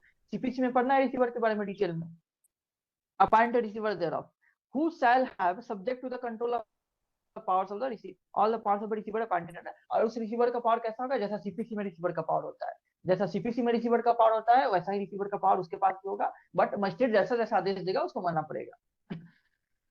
Provided that in the event of a receiver being subsequently appointed in relation to the subject of dispute by any civil court, the magistrate, मान लो कि मजिस्ट्रेट ने एक रिसीवर अपॉइंट कर दिया है, मजिस्ट्रेट ने R1 को रिसीवर अपॉइंट कर दिया है, अब कोई सिविल कोर्ट है, इस सिविल कोर्ट ने बाद में R2 को रिसीवर अपॉइंट कर दिया है, तब सिविल कोर्ट का वैल्यू है ना, सिविल कोर्ट जो डिसाइड कर रहा है उसकी वैल्यू है ना, तो क्या होगा R1 को हटाकर R2 को बना दिया जाएगा, R1 को हटाकर के R2 को बना दिया जाएगा। तो अगर लिख रहा है कि सब्सिक्वेंटली कोई सिविल कोर्ट ने रिसीवर अपॉइंट कर दिया, तो क्या करेगा मजिस्ट्रेट, ए में लिखा हुआ है shall order the receiver appointed by him to hand over the position of the subject of dispute to the receiver appointed by the civil court and shall thereafter discharge receiver appointed by, वो आदेश देगा कि तुम इस property का position R2 को दे दो, तुम्हारे पास जो प्रॉपर्टी का पोजीशन है जो सब्जेक्ट मैटर ऑफ डिस्प्यूट है उसको R2 को दे दो, क्यों, क्योंकि R2 को सिविल कोर्ट ने अपॉइंट कर दिया है, और R1 को रिचार्ज कर देगा, R1 को रिचार्ज कर देगा, और R2 का फर्स्ट पोजीशन चला गया। बी में लिखा हुआ है make such other incidental consequential order, उससे रिलेटेड अगर कुछ ऑर्डर और करना है तो वो सभी कर दे देगा, उससे इंसिडेंटल या कॉन्सिक्वेंशियल अगर कुछ ऑर्डर और पास करना जरूरी लग रहा है to comply with order of civil code, ठीक है, तो और भी ऑर्डर्स पास करेगा। तो इस सेक्शन में बहुत ही आसान है, आपको याद मोस्टली कुछ नहीं रखना है, इसका जो हेडिंग था ना power to attach subject of dispute and to appoint receiver, यही काफी है, यही काफी है सारी चीजों को समझ लेने के लिए कि मजिस्ट्रेट के पास पावर है कि जो सब्जेक्ट मैटर ऑफ डिस्प्यूट है उसको अटैच कर दे या उसके लिए रिसीवर अपॉइंट कर दे। तो अटैच कब कर देगा, अटैच कब कर देगा, जब उसको बस यही याद रखना है कि अटैच कब कर देगा, जब ऐसा लग रहा है कि कौन राइटफुल पोजेसर है वो डिसाइड नहीं कर पा रहा है, magistrate is unable to decide that who is the rightful possessor, A या बी, या बहुत अर्जेंट है, वो ये डिसाइड करने का समय भी नहीं है कि कौन, इंक्वायरी करने का समय भी नहीं है कि कौन राइटफुल पोजेसर है, इन दैट सिचुएशन वो अटैच कर देगा, और जब अटैच करेगा तो एक रिसीवर अपॉइंट कर देगा कि वो उसका देखभाल करे उस प्रॉपर्टी का, जब तक कि सिविल कोर्ट कोई और रिसीवर ना अपॉइंट कर दे। ठीक है मुस्कान, शाश्वत,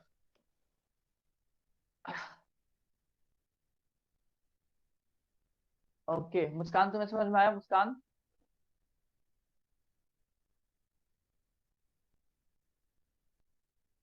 okay Muskan,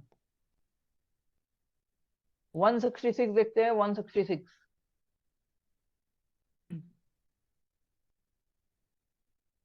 dispute concerning right of use of land and water. देखो 166 जो है 164 की तरह ही है, 164 में भी डिस्प्यूट था, ठीक है, 164 में भी डिस्प्यूट हमने बताया हुआ था, लेकिन क्या बताया था 164 का डिस्प्यूट का बेसिस क्या है, क्या है basis, यसी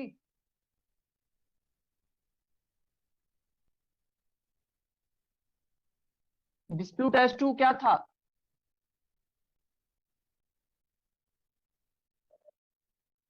Sir, cause a breach of the peace. Peace तो दोनों में ही ब्रीच होगा, सब में पीस का ब्रीच होने वाला है, बट Yes, पीस sir. का कैसे हो रहा है बताओ निहारिका? Possession sir. हाँ बहुत बढ़िया, पोजीशन, पोजीशन को याद रखना है, मैंने कई बार बोला है।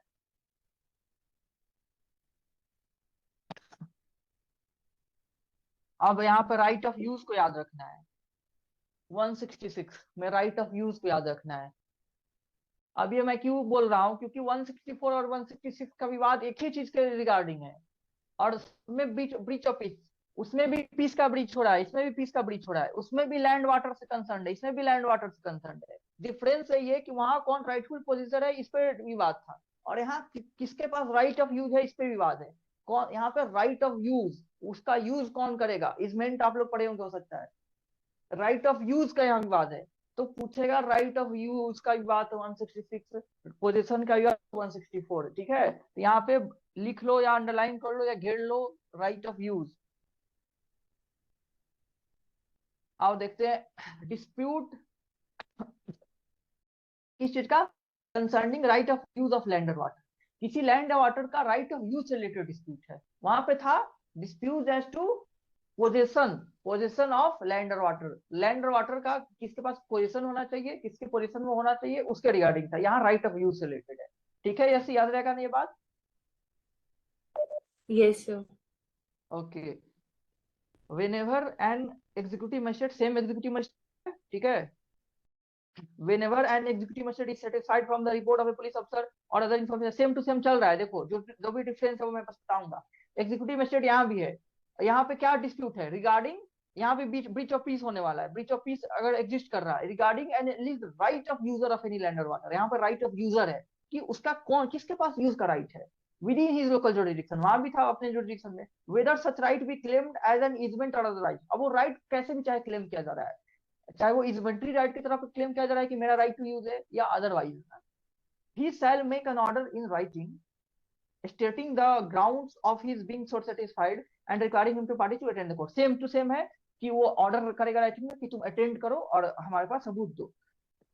And to put in writing statement of the claim, अपना अपना क्लेम हमें सबूत दो कि तुम्हारा क्या क्लेम है, तुम्हारा क्या क्लेम है, तुम क्यों कहना चाहते हो कि तुम्हारा राइट ऑफ यूज है और तुम क्यों कहना चाहते हो कि उसका राइट ऑफ यूज नहीं है। ओके, दोनों पार्टी से सबूत मांगेगा। तो इसमें अभी तक आपको कुछ नहीं याद करना है एक्सेप्ट राइट ऑफ यूज, बाकी सब कुछ सेम चल रहा है। Explanation for the purpose of this, land, land और वाटर का क्या मीनिंग है, वही जो पिछला वाला हम पढ़े थे। एक्सप्लेनेशन में लिखा हुआ है लैंड और वाटर का मीनिंग वही जो पिछला वाला हम पढ़ा था, जिसमें था कि फिशरीज आएगा, बिल्डिंग आएगा, सब कुछ आएगा, यूसुफ्रक्ट आएगा।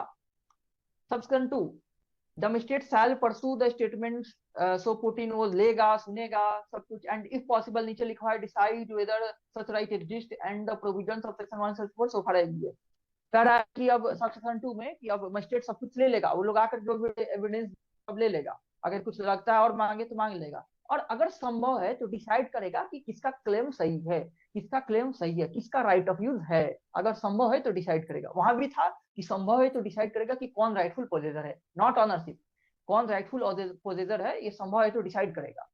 संभव है इसलिए क्योंकि इनका लिमिटेशन है ना, क्योंकि कंपल्सरी तो डिसाइड सिविल कोर्ट करता है, उसके पास सब कुछ पावर है। यहाँ तो आपको लिमिटेड रिसोर्सेज के साथ, लिमिटेड चीजों के साथ आपको डिसाइड करना है, प्राइमा फेसाई सब कुछ लेकर के।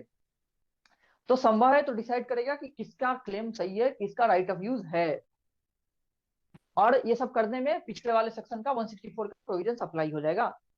Sub section 3, if appears to such magistrate that such right exist, ठीक है, अगर उसको लग रहा है कि ऐसा राइट एग्जिस्ट करता है, he may make an order for prohibiting any interference with the exercise of such right। अगर वो कंक्लूजन पे पहुंच गया कि एक राइट एग्जिस्ट करता है, राइट ऑफ यूज, तो वो ऑर्डर डिक्लेयर करेगा कि इसको कोई डिस्टर्ब नहीं करेगा, BCD कोई नहीं आएगा इसको डिस्टर्ब करने के लिए। If the magistrate has reached to the conclusion that A has right of use, A has right of use, तो वो डिक्लेयर करेगा कि कोई इसको डिस्टर्ब ना करे उस राइट ऑफ यूज को एक्सरसाइज करने में। ओके, सबसेक्शन 3 हो गया। सबसेक्शन प्रोवाइडर, इसका provided that no such order shall be made where the right is exercisable. इसको ध्यान से देखो, provided that no such order shall be made where the right is exercisable at all times of the year, मतलब वो जो right है, right of use है, पूरा साल उसके पास अवेलेबल रहता है, unless such right has been exercised within 3 months next before the receipt under subsection 1 of the report of a police officer or other information।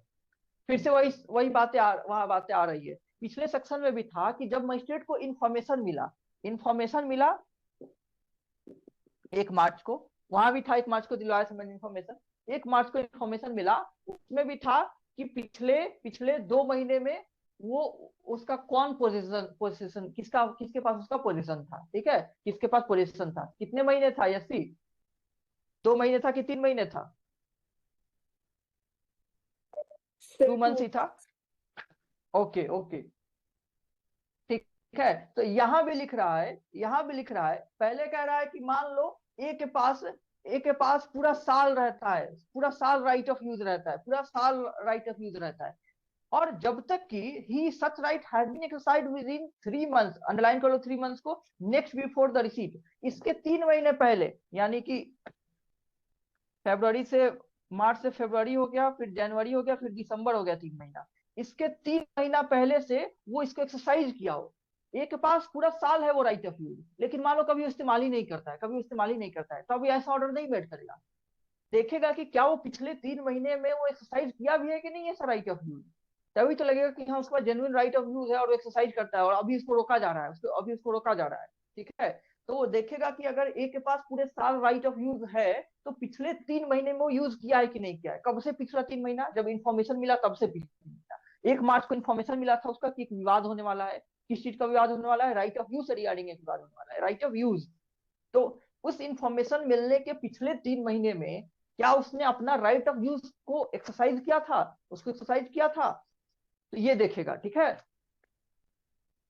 फिर लिखा हुआ है और where the right is exercisable only at a particular season or particular occasion, ये अब all year वाला नहीं है, ये किस केस में, if right is exercisable during all year, पूरे साल राइट एक्सरसाइजेबल है, अगर राइट पूरे साल एक्सरसाइजेबल है तब देखेगा कि पिछले 3 महीने में एक्सरसाइज किया है कि नहीं किया हुआ है। लेकिन अब कह रहा है कि वो राइट सीजनली एक्सरसाइजेबल है या ओकेजनली एक्सरसाइजेबल है, सीजनली या ओकेजनली एक्सरसाइजेबल है, तब क्या कह रहा है, where the right is exercisable on a particular season or a particular occasion unless the right has been exercised during the last of such seasons or on the last of such occasions before such receipt। मतलब वो आखिरी जो occasion आया था या आखिरी जो season आए थे उसमें वो अपने एक्सरसाइज किया है वो राइट, देन लास्ट ओकेजन या सीजन में एक्सरसाइज किया है। फिर से मैं इसको समराइज कर रहा हूँ कि क्या कह रहा है डिसाइड करना है मजिस्ट्रेट को किसी का राइट ऑफ यूज है कि नहीं। अगर किसी का राइट ऑफ यूज होता है तो अपना यूज राइट एक्सरसाइज करता है ना, उसको यूज किया रहता है। तो मजिस्ट्रेट को कह रहा है कि मजिस्ट्रेट क्या देखेगा, मजिस्ट्रेट ये देखेगा कि जब इंफॉर्मेशन मिला उसके पिछले 3 महीने में वो राइट ऑफ यूज एक्सरसाइज किया था कि नहीं किया था। अगर वो राइट पूरे साल एक्सरसाइजेबल है, अगर वो रोज उस रास्ते से आता जाता है, हमेशा एक्सरसाइज करता है पूरे साल, तो क्या पिछले 3 महीने में कभी आया गया भी है कि नहीं, या कभी गया ही नहीं है पिछले 3 महीने में। या मान लो कि उस तरह का राइट है जो सीजनली, जैसे मान लो पेड़ का फल सीजनली आता है, कुछ जो सीजनल फ्रूट्स होते हैं वो उसी सीजन में आता है और उसका वो राइट ऑफ यूज है, तो क्या वो लास्ट सीजन में उसको एक्सरसाइज किया है, लास्ट सीजन में उसको वो उसका यूसुफ फ्रंट जो था वो लिया था कि नहीं लिया था, ये देखेगा। तो अगर पूरा ईयरली एक्सरसाइज होता है तो आखिरी 3 महीना, सीजनली आता है तो आखिरी सीजन, ओकेजनली आता है तो आखिरी ओकेजन में एक्सरसाइज किया है कि नहीं किया हुआ है। अगर किया है तभी वो ऑर्डर मेट करेगा, नहीं तो नहीं ऑर्डर मेट करेगा। शाश्वत ये बात समझ में आया? Yes sir. निहारिका, मुस्कान, यसी, तुम लोग बताओ, ये बात समझ में आया? Yes sir. यसी, ओके। तो यही लिखा था कि provided and no such order shall be made, ऐसा ऑर्डर नहीं मेड होगा जब तक कि ये ना हो, जब तक कि ये मैं बताया ये ना कंप्लाई हो, ऐसा ऑर्डर नहीं मेड होगा, मजिस्ट्रेट तब तक ऑर्डर नहीं देगा। ओके, अब आप सबसेक्शन 4। तो आपको इसमें ये तो समझने के लिए था, और एमसीक्यू के लिए याद करने के लिए क्या याद कर लेना है, ये याद करना है कि 3 महीना याद रखना है, और ये लास्ट ओकेजन लास्ट सीजन बस याद रखना है, क्योंकि यही आएगा पूछेगा। तो वहां पे 2 महीना था पोजीशन वाले में, यहाँ 3 महीना है, 3 महीना, और यहाँ पे है लास्ट सीजन लास्ट ओकेजन में। ईयरली वाले में 3 महीना, ओकेजनली वाले में लास्ट ओकेजन, सीजनली वाले में लास्ट सीजन, ये बस ध्यान में रखना है। कब से काउंट हो रहा है ये भी इंपॉर्टेंट नहीं है, हाउएवर ये जब भी मजिस्ट्रेट को इन्फॉर्मेशन मिलता है कि ऐसा याद होने वाला है तब से देखा जा रहा है पिछला 3 महीना। सबसेक्शन 4 कह रहा है कि where in any posting commences under subsection 1 of section 164 the magistrate finds that the dispute is regarding as dispute 164 में अगर विवाद स्टार्ट हुआ है, the magistrate finds that the dispute is as regard an alleged right of user of the land or water. He may after the recording is written continue with the proceeding as if they had been commenced under subsection 1 of this section। देखो क्या कह रहा है ना, अब हमने 164 पढ़ा, 166 पढ़ा, 164 पढ़ा, 166 पढ़ा, ये था पोजीशन वाला, ये था राइट ऑफ यूजर का। अब मान लो कह रहा है कि प्रोसीडिंग शुरू हुआ इसमें, प्रोसीडिंग शुरू हुआ 164 में पोजीशन से रिलेटेड, फिर मजिस्ट्रेट को लग रहा है कि नहीं यहाँ विवाद क्या एक्चुअल क्या है, विवाद है राइट ऑफ यूजर का, यहाँ विवाद है राइट ऑफ यूजर का, तो कह रहा है कि मान लेगा कि इसी में शुरू हुआ, मतलब ये अप्लाई ऑटोमेटिक होने लगेगा।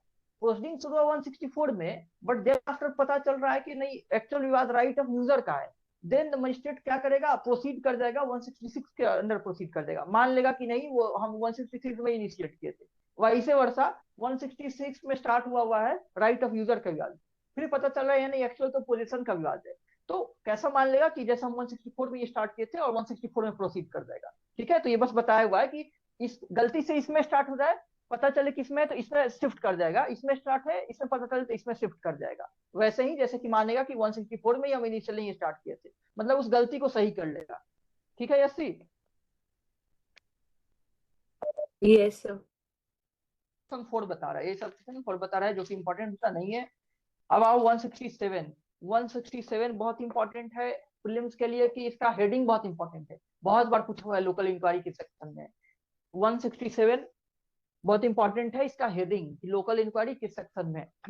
आओ देखते हैं 167, whenever a local inquiry is necessary, whenever a local inquiry is necessary for the purpose of section 64 or 65 66 पिछले वाले sections, a DM or SDM may depute any magistrate subordinate to him to make the inquiry and may furnish him with written instructions as may be seen necessary for his guidance and may declare by whom the whole or any part of the necessary expenses of the inquiry shall be paid। तो याद करने वाला इसमें कुछ नहीं है, एक ये है बस कि डीएम और एसडीएम को अंडरलाइन कर लो, डीएम एसडीएम को अंडरलाइन कर दो। लोकल इंक्वायरी का आदेश कौन दे सकता है, डीएम एसडीएम दे सकता है। अगर लगता है कि पिछले सेक्शंस के अंडर में कि इंक्वायरी की जरूरत है तो इंक्वायरी का आदेश दे सकता है, डीएम और एसडीएम दे सकता है, अपने सबऑर्डिनेट से करवा लेगा।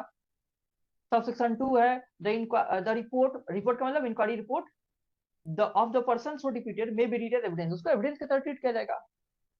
Subsection 3, when any cost have been incurred by any party to proceeding under 64, 65, 66, the magistrate passing a decision may direct by whom, direct कर सकता है कि कौन पैसा देगा, अगर किसी का खर्च लगा हुआ है तो ये डायरेक्ट कर सकता है कौन खर्च देगा। तो 167 जो है वो लोकल इंक्वायरी के बारे में है और वो खर्च के बारे में है। बस लोकल इंक्वायरी अगर लग रहा है कि करना जरूरी है तो लोकल इंक्वायरी का आदेश दे देगा डीएम या एसडीएम, डीएम या एसडीएम, ओके, अपने सबऑर्डिनेट से करवा लेगा, और जो भी खर्च लग रहा है वो भी डायरेक्ट कर सकता है कि कौन देगा।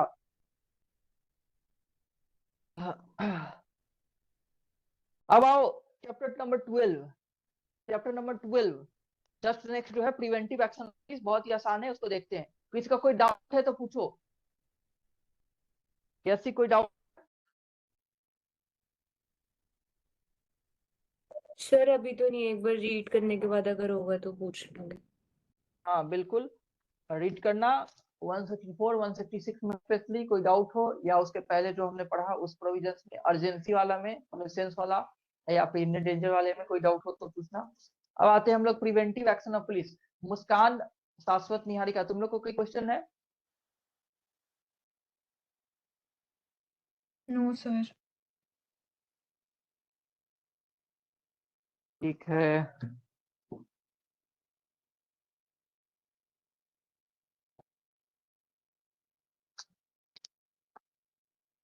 तब नया chapter, chapter number 12, chapter number 12 है, बहुत ही छोटा चैप्टर है।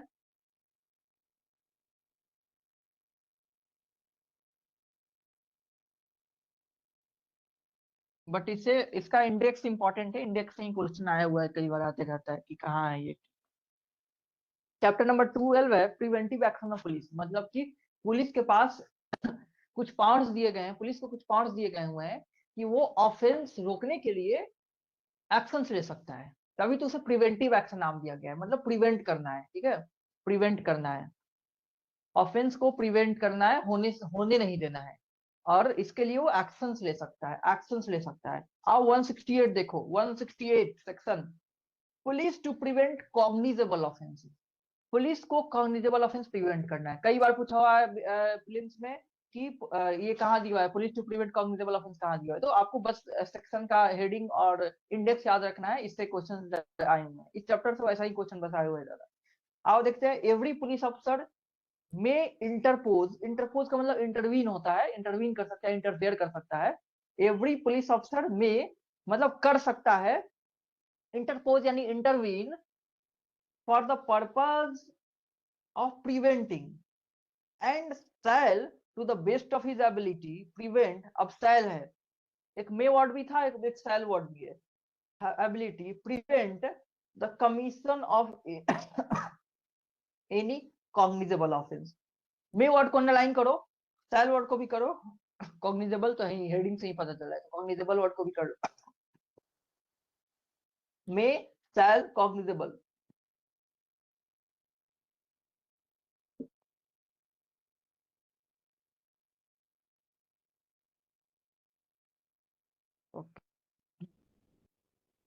रहा है कि पुलिस जो है में इंटरवीन कर सकता है, में इंटरवीन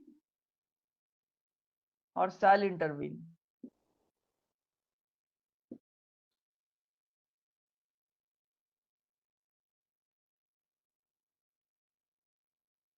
अगर अगर कोई ऐसा सिचुएशन दिख रहा है, अगर कोई ऐसा सिचुएशन देख रहा है जिससे क्या हो सकता है, दैट में लीड टू क्राइम, दैट में लीड टू क्राइम, जिससे क्राइम हो सकता है, तो पुलिस में इंटरवीन अर्ली, पुलिस बहुत जल्दी इंटरवीन कर सकता है। अगर कुछ भी उसको ऐसा दिख रहा है, कुछ भी ऐसा शंका दिख रहा है, कुछ हो रहा लग रहा है कि ये इससे क्राइम हो सकता है, ये अभी प्रिपरेशन कर रहा है, हो सकता है ये क्राइम हो करने के लिए कर रहा है, ठीक है। कुछ रिजनेबल दिख रहा है, ऐसा नहीं कि कुछ भी अनरिजनेबल दिख रहा है, कोई ऐसी चीज लग रही है जिससे कोई क्राइम आगे जाके कमिट हो सकता है, तो पुलिस में इंटरवीन अर्ली, पुलिस बहुत पहले इंटरवीन कर सकता है ताकि वो क्राइम होने ही नहीं दे, ताकि वो उसके होने की संभावनाओं को ही खत्म कर दे, ठीक है। So that's why police may intervene at the early stage also when he sees some circumstances, या when he watches some circumstances which may lead to crime, जिससे वो crime हो सकता है। लेकिन फिर लिखा हुआ है and shall to the best of his ability prevent the commission of any cognizable offense, यानी कि यहाँ पे shall है, यानी must उसको prevent करना है। कब? मान लो कि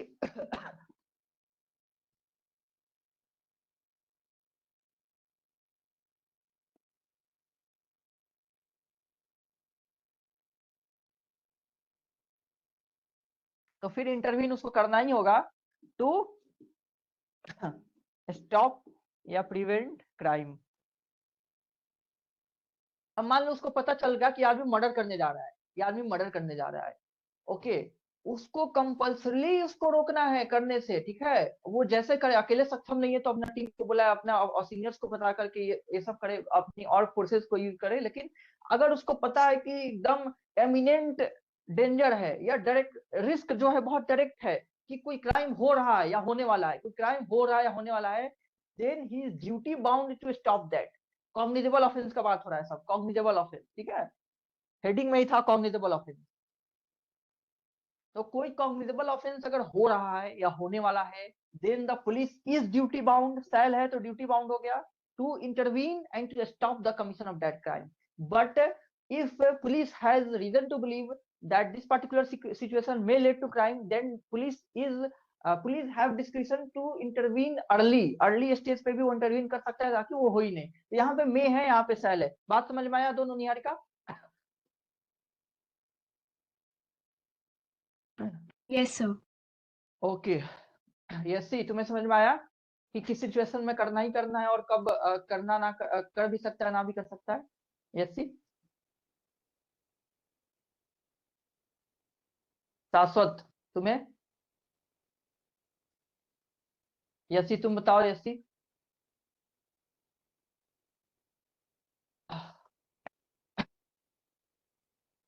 ऐसी लग रहा है अभी सुन नहीं रही है, कोई बात नहीं, हम लोग आगे बढ़ते हैं। दैट्स वाई ये लिखा हुआ है कि मे इंटरवीन एंड देन लिखा हुआ है शैल इंटरवीन। जब डेंजरस एमिनेंट हो, डेंजरस क्लियर हो कि होना है, then the police is duty bound to interfere in that, intervene in that, interpose in that. But अगर संभावनाएं है कि क्राइम हो सकती है तो अर्ली इंटरफेरेंस भी पुलिस के द्वारा हो सकता है। अब 169 देखते हैं। 169 information of design to commit cognizable offence.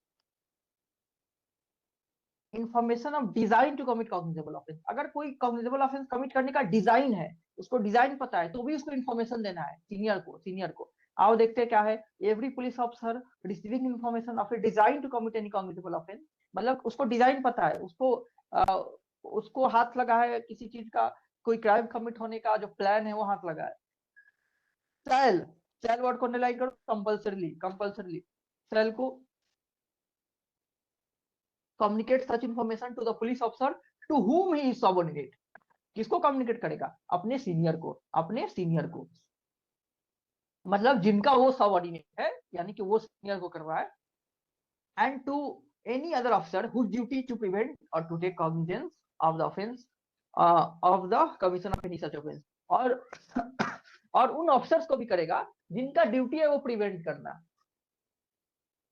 मान लो कि जिसको पता चला है उसका जुरिडिक्शन नहीं है, उसकी ड्यूटी नहीं है प्रिवेंट करना, वो कॉम्पिटेंट नहीं है, तो उसको इन्फॉर्म करेगा जो एक्चुअली कॉम्पिटेंट है, जिनका वो ड्यूटी है प्रिवेंट करना। ठीक है, तो लिखा है इस सेक्शन में कि किसी पुलिस अफसर को कोई कॉग्निजेबल ऑफेंस कमिट होने का डिजाइन का पता चला है, प्लान का पता चला है, then he has compulsory to intimate that plan that design to he senior police officers को इंटीमेट करना है, और उनको भी करना है जिनका वो ड्यूटी है उस क्राइम को रोकना है, जिनके वो जुरिडिक्शन में, जिनके एम्बिट में वो आता है कि वो उस क्राइम को प्रिवेंट करना। 170 arrest to prevent commission of, सभी एक जैसे ही है। अब arrest to prevent commission of cognizable offence, अब कॉग्निजेबल ऑफेंस का कमीशन को प्रिवेंट करने के लिए अरेस्ट भी कर सकता है।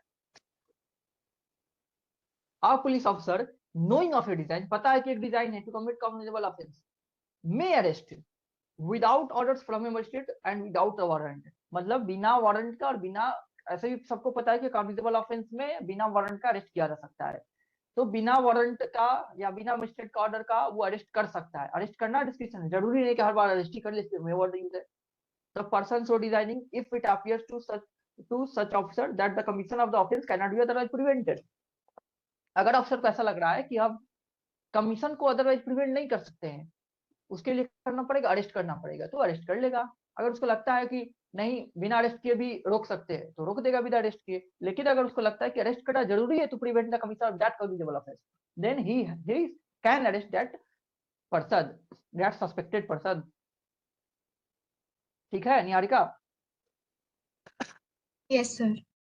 सब सेक्शन 2 नो पर्सन, अब फिर से वही बात जो बहुत बार लिखा हुआ है पूरे बीएनएसएस में 24 घंटे वाला।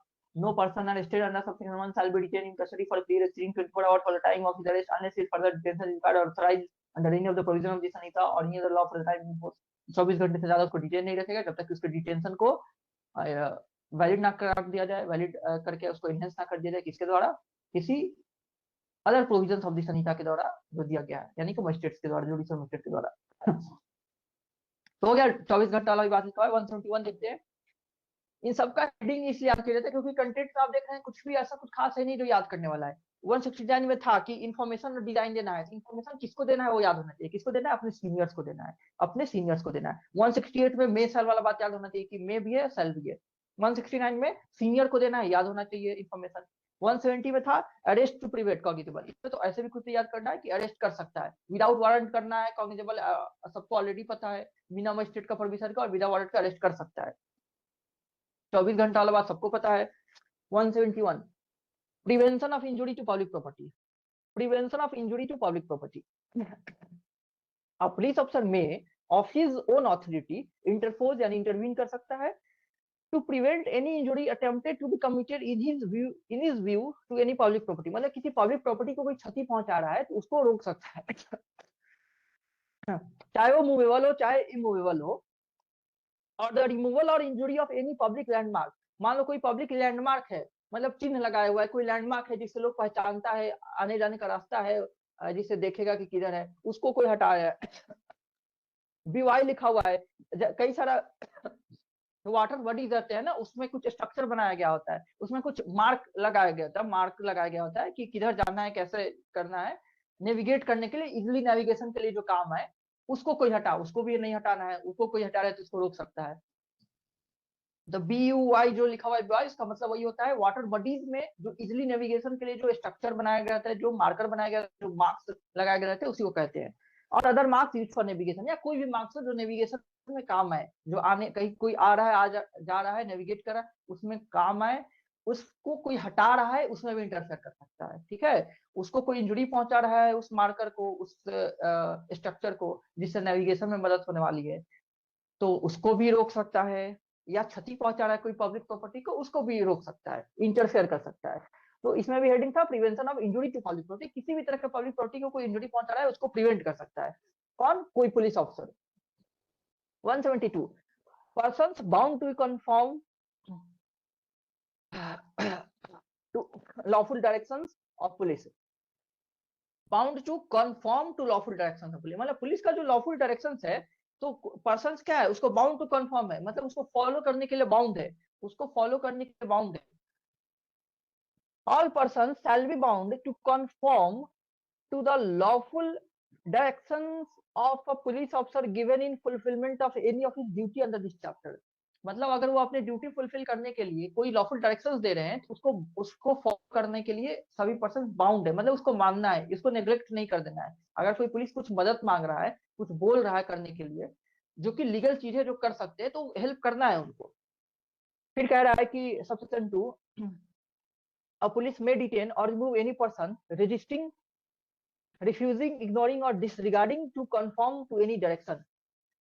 अगर कोई कुछ कर रहा है, कोई डायरेक्शन नहीं दे रहा है, कोई डायरेक्शन नहीं दे रहा है कि ये मत करो या ये करो, कोई लीगल डायरेक्शन दे रहा है जो उसको करना है, मान लो उसको ऑर्डर दिया गया है कि तुम इस चीज का देखभाल करो, और कोई उसको क्षति पहुंचा रहा है, वो कहेगा कि ये मत करो, तो फिर भी वो कोई नहीं मान रहा है, कोई उस चीज में इंटरवीन कर रहा है, रजिस्ट कर रहा है, रिफ्यूज कर रहा है उसके बात को मानने में, to confirm to any directions given by, मतलब उसके कुछ डायरेक्शंस को मानने में, कंप्लाई करने में, तो रजिस्ट कर रहा है under subsection 1, and either take such person before magistrate, तो उसको क्या कर सकते हैं, उसको डिटेन कर सकता है, स्टार्टिंग में ही था पुलिस में डिटेन, और वो उसको डिटेन कर सकता है, और या तो उसको मजिस्ट्रेट के सामने ले जाएगा, या पेटी केसेस में उसको छोड़ देगा, और in petty cases release him as soon as possible within a period of 24 hours, छोटे केसेस में 24 घंटे के पहले कभी भी छोड़ देगा।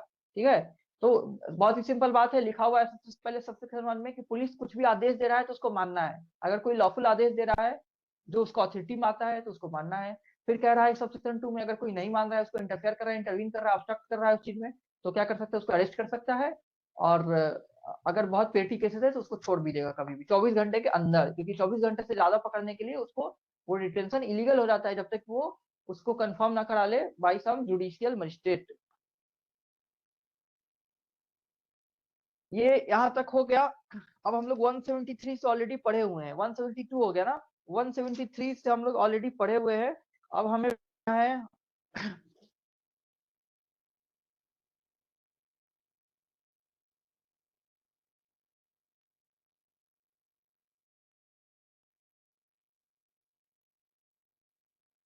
301 निकालो, 301। 173 से लेकर के 300 तक सारे सेक्शन पढ़ाई हो चुके हैं, सारे सेक्शन।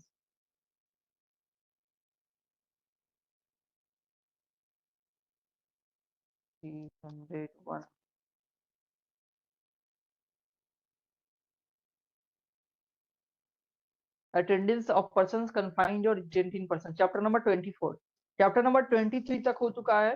चैप्टर नंबर 23 जो कि प्ली बार्गेनिंग से डील कर रहा था, वो भी हम लोग पढ़ चुके हैं, क्योंकि इसके इस बीच में बहुत सारे इंपॉर्टेंट चैप्टर थे जो मेंस वाइज भी इंपॉर्टेंट थे, वो सारे चैप्टर हो चुके हैं। इन्वेस्टिगेशन हो गया, जुरिडिक्शन हो गया, कॉग्निजेंस हो गया, ये सब कुछ हम लोग पढ़ चुके हैं। ठीक है, चार्ज हो गया, ट्रायल हो गया, प्ली बार्गेनिंग हो गया, ये सब हो चुका है ना निहारिका? Yes sir. ओके, तो 301 से आगे के सेक्शंस बाकी हैं, 172 के बाद 300 तक, उस बीच के सारे सेक्शंस हो चुका है। कितना समय हो गया? 230 हो गया ना, 330 हुआ। कितने बजे से? आज 2 बजे से चल रहा है ना यस सर, 2 बजे से। ये ये चैप्टर नंबर ये हम लोग कर लेते हैं 24, क्योंकि बहुत छोटा चैप्टर है। सेक्शंस ये वो हम लोग पढ़ लेते हैं। निकालो तुम लोग चैप्टर नंबर 24, जो कि सेक्शन 301 से स्टार्ट है। मुस्कान, ठीक है, निकालो बेयर एक्ट में चैप्टर नंबर 24। उससे पहले के बीच वाला सेक्शन वो मेंस वाइज भी इंपॉर्टेंट था, वो सब हो चुका है मुस्कान, ठीक है। देखा हुआ है कि नहीं तुमने अभी? नहीं देखा है, ठीक है, देख लेना सब, क्योंकि वो सब जो है अभी तक जो पहले हो चुके हैं वही सब ज्यादा इंपॉर्टेंट है। ये सब तो बस प्रीलिम्स के इम्पोर्टेंट है, अब जो चल रहे हैं क्लासेस, या कुछ दिन तो और जो चलेगा, वो सब हर चीज के लिए इम्पोर्टेंट था। प्रीलिम्स और मेन सब चीज के लिए इम्पोर्टेंट था। जो मेजर टॉपिक्स थे वो सब पूरा हो चुका है। और कई सारे सेक्शन तो बिल्कुल भी किसी चीज के लिए इम्पोर्टेंट नहीं है, बट फिर भी मैं अभी तक एक भी सेक्शन छोड़ा नहीं हुआ हूँ। कुछ सेक्शन से ना प्रीलिम्स से पूछता है, मेंस में तो आना नहीं है, बट कुछ ही सेक्शन है तो क्यों ही छोड़ दिया जाए। चैप्टर नंबर 24 है अटेंडेंस ऑफ पर्सन्स कन्फाइंड और डिटेन्ड इन प्रिजन। मतलब कुछ लोग जो जेल में बंद है उनकी अटेंडेंस चाहिए कोर्ट में। मान लो क्रिमिनल कोर्ट जो है, क्रिमिनल कोर्ट जो है उसको कोई पर्सन चाहिए किसी इन्वेस्टिगेशन से रिलेटेड, किसी ट्रायल से रिलेटेड, किसी इंक्वायरी से रिलेटेड, और वो पर्सन कहाँ है? वो पहले से जेल में बंद है, किसी जेल में बंद है। तो उसका क्या प्रोसीजर है उसको मंगवाने का फिर वापस भेजने का? वही दिया हुआ है। कोई ऑलरेडी जो जेल में बंद पर्सन है उसको मंगाना है कोर्ट में, उसकी अटेंडेंस जरूरी है। अगर कोई बाहर रहता है तो क्या किया जाता है? सम्मन इशू किया जाता है, वारंट इशू किया जाता है। लेकिन कोई जेल में है, अब उसको मंगाना है। वही है अटेंडेंस ऑफ पर्सन कन्फाइंड और डिटेन्ड इन प्रिजन, उस पर्सन का अटेंडेंस जो ऑलरेडी जेल में कन्फाइंड है। 301 ये सी निकाल लिया बेर एक्ट में 301। Yes sir. ओके ओके, ठीक है। तो 301 इसमें कुछ डेफिनेशन दिए हुए हैं, जल्दी चलो डेफिनेशन देखो, बहुत ही आसान है। लिखा हुआ है detained. Detained include detained under any law providing for preventing this. Underline कर लो, इंक्लूड को कर लो और प्रिवेंटिव डिटेंशन कर लो। पूछ देगा डिटेंशन में क्या प्रिवेंटिव डिटेंशन आता है, तो यस आता है। डिटेंशन में प्रिवेंटिव डिटेंशन भी आता है। अगर किसी को प्रिवेंटिव डिटेंशन लॉज के अंडर में किसी को अरेस्ट किया गया है तो वो भी इस डिटेंशन में आता है। ये इस डिटेंशन का मतलब ये नहीं कि बाकी सारी डिटेंशन है प्रिवेंटिव डिटेंशन एक्सक्लूड कर दिया जाए, प्रिवेंटिव डिटेंशन भी आता है इसमें, ठीक है। Include detained under any law providing for preventive detention. Okay, ये ध्यान में रखना, ये इंपॉर्टेंट है। बी में है प्रिजन। प्रिजन में अब क्या कैसा है, मतलब जेल में कौन कौन सा जेल आएगा? लिखा हुआ है include any place which has been declared by state government by general और special order to be a subsidiary jail. State को अंडरलाइन कर लो, स्टेट गवर्नमेंट को। स्टेट गवर्नमेंट ने अगर किसी को as a subsidiary jail declare किया गया है वो भी इंक्लूड होगा जेल में, वो भी इंक्लूड होगा। एनी रिफॉर्मेटरी बॉस्टल इंस्टीट्यूशन और other institution of like nature, मतलब बाकी जो भी इंस्टीट्यूशन है लाइक नेचर के वो सब आ जाएंगे। कई सारे रिफॉर्मेटरी इंस्टीट्यूशन है, कई सारे रिफॉर्मेटरी इंस्टीट्यूशन है। मान लो वीमेन के लिए या चिल्ड्रन के लिए कई सारे इंस्टीट्यूशन बनाए गए हैं, कई सारा इंस्टीट्यूशन बनाए गए हैं। कोई भी रिफॉर्मेटरी इंस्टीट्यूशन बनाया गया है लाइक नेचर का मतलब किस नेचर का? जिसमें कोई ऑफेंडर को रखने वाला, जिसमें ऑफेंडर को रखा जाता है, वो सारा आ जाएगा इस प्रिजन के अंडर में, ठीक है। प्रिजन के अंडर में सब आ जाएंगे। सेक्शन 302 स्टार्ट करते हैं, प्रोविजन यहाँ 301 तो डेफिनेशन था। 302 provision, power to require attendance of prisoner. अब ये दिया है कि प्रिजनर का अटेंडेंस रिक्वायर कर सकता है, इसका पावर है कोर्ट के पास। लिखा है whenever in the course of an inquiry trial or proceeding, मतलब किसी भी चीज में, चाहे वो इंक्वायरी हो ट्रायल हो प्रोसीडिंग में, it appears to a criminal court, अगर किसी क्रिमिनल कोर्ट को लगता है, क्रिमिनल कोर्ट को लगता है, अंडरलाइन करो क्रिमिनल कोर्ट को। पूछेगा कि किसका पावर है कि प्रिजनर का अटेंडेंस रिक्वायर कर सकता है, तो क्रिमिनल कोर्ट का, कोई भी क्रिमिनल कोर्ट का। और क्रिमिनल कोर्ट क्या है बहुत पहले ही हमने पढ़ चुके हैं स्टार्टिंग में ही, क्लासेस ऑफ क्रिमिनल कोर्ट, ठीक है। A में that a person confined or detained in a prison should be brought before the court for answering to a charge of an offense or for reporting against him। क्यों जरूरत है? लग रहा है criminal court को लग रहा है कि कोई पर्सन जो जेल में बंद है उसकी प्रेजेंस जरूरी है यहाँ पे, किस चीज के लिए? For answering to a charge of an offence, उस पर और कोई ऑफेंस का चार्ज लगा है वो एक्सप्लेन करने, और for the purpose of any posting against him, या किसी भी पोस्टिंग के लिए, ठीक है। मतलब कि बस उसकी प्रेजेंस जरूरी है, चाहे जिस चीज के लिए भी हो। बी में लिखा है that it is necessary for the end of justice to examine such person as a witness. अब यह है कि उसको एज ए विटनेस एग्जामिन करना जरूरी है किसी भी केस में, ठीक है। दो चीज दिया हुआ है कि एक तो उसी के अगेंस्ट प्रोसीडिंग हो, उसी के अगेंस्ट प्रोसीडिंग हो, मतलब वही एक्यूज हो किसी केस का तो उसको बुलाना जरूरी है, या उसको एज ए विटनेस चाहिए। तो विटनेस को अंडरलाइन कर लो। क्वेश्चन पूछेगा कि क्या किसी जेल इनमेट्स को, प्रिजनर को एज ए विटनेस बना करके कोर्ट में बुलाया जा सकता है? क्या पावर है कोर्ट का बुलाने का? हाँ है।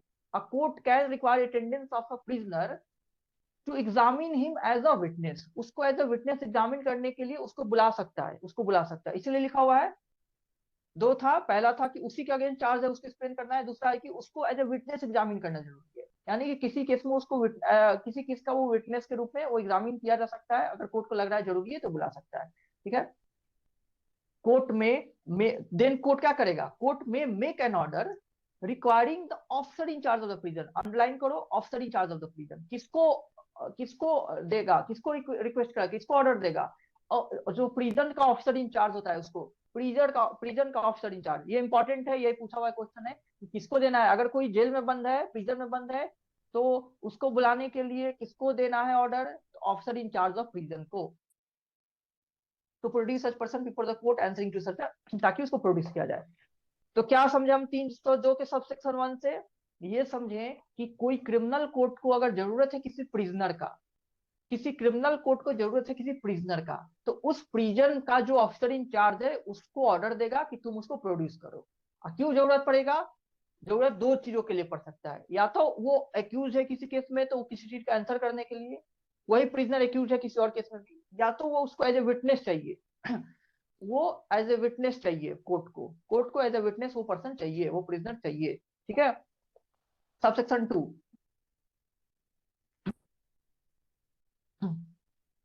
where an order under subsection 1 is made by a magistrate of the second class, underline करो सेकंड क्लास को, सेकंड क्लास को, अगर सेकंड क्लास ने ऑर्डर दिया हुआ है ऐसा, it shall not be forwarded to or acted upon by the officer in charge of the prison unless it is countersigned by the CJM to whom the such a magistrate is subordinate। यानी कि कह रहा है कि अगर वो जेएमएससी order pass किया है तो वो सीजेएम से अप्रूव होके ही जाएगा, सीजेएम अप्रूव होके जाएगा। क्या जेएमएफसी किया है, जेएमएससी को कोई पर्सन चाहिए एज ए विटनेस या एज एन एक्यूज्ड। ओके, अगर ये ऑर्डर जो कहा जा रहा है कि हमें चाहिए भेज दो, उसको प्रेजेंट करो, ये ऑफिसर इन चार्ज को, ऑफिसर इन चार्ज जो प्रिजन का है उसको बोला जा रहा है तो अगर वो जेएमएससी का डायरेक्टर है, जुडिशियल मजिस्ट्रेट सेकंड क्लास का, तो वो क्या करेगा, उसका ऑर्डर तब तक नहीं भेजा जाएगा या जब तब तक वो ऑफिसर इन चार्ज प्रिजन का नहीं मानेगा जब तक सीजेएम नहीं उसको ऑथराइज कर दे। सीजेएम, तो वो काउंटर साइन होगा सीजेएम के द्वारा, सीजेएम के द्वारा काउंटर साइन होगा, मतलब सीजेएम अप्रूव कर रहा है कि हाँ ये सही है, बुलाना चाहिए। तो जेएमएससी को करो और सीजेएम को करो, अनलेस काउंटर साइन को भी कर सकती है, जिससे पूरा क्लियर हो जाए कि अगर जेएमएससी ना अगर का ऑर्डर है तो अनलेस काउंटर साइन हो सीजेएम के द्वारा वो नहीं भेजा जाएगा। Subsection 3, every order submitted for counter signing under subsection 2 shall be accompanied, every order submitted for counter signing under subsection 2 जो counter signing के लिए सीजीएम को भेजा गया है, shall be accompanied by a statement of the fact which in the opinion of the magistrate render the order necessary मतलब कि जब जुडिशियल मजिस्ट्रेट सेकंड क्लास अपना ऑर्डर भेजेगा सीजेएम को कि आप इस पे काउंटर साइन कर दीजिए, तो जेएमएससी जो है वो अपना रीजन भी लिखेगा कि क्यों उसको लगता है कि उस प्रिजनर का अटेंडेंस चाहिए, जेएमएससी अपना उस पर रीजन लिखेगा कि क्यों उसको चाहिए प्रिजनर का attendance, and the CJM to whom it is submitted may after considering such statement decline to countersign, और सीजेएम जो है वो डिक्लाइन कर सकता है। CJM, if CJM is not satisfied that the reason required by the judicial magistrate second class for the production of that particular prisoner is not justified, okay, and it is not necessary to order such production, then the CJM can decline to countersign, and if CJM will decline to countersign, then then that prisoner would not be produced in that court of judicial magistrate second class। okay, तो JMSC को अपना reason भेजना है साथ में उस order के, ताकि वो सीजेएम पढ़ के काउंटर साइन कर दे। सीजेएम को अगर लगता है कि नहीं काउंटर साइन नहीं करना चाहिए क्योंकि प्रोडक्शन जरूरी नहीं है मेरे अकॉर्डिंग, तो सीजेएम काउंटर साइन करने से मना कर सकता है। समझ में आया बात Yasi? Yes sir. Okay,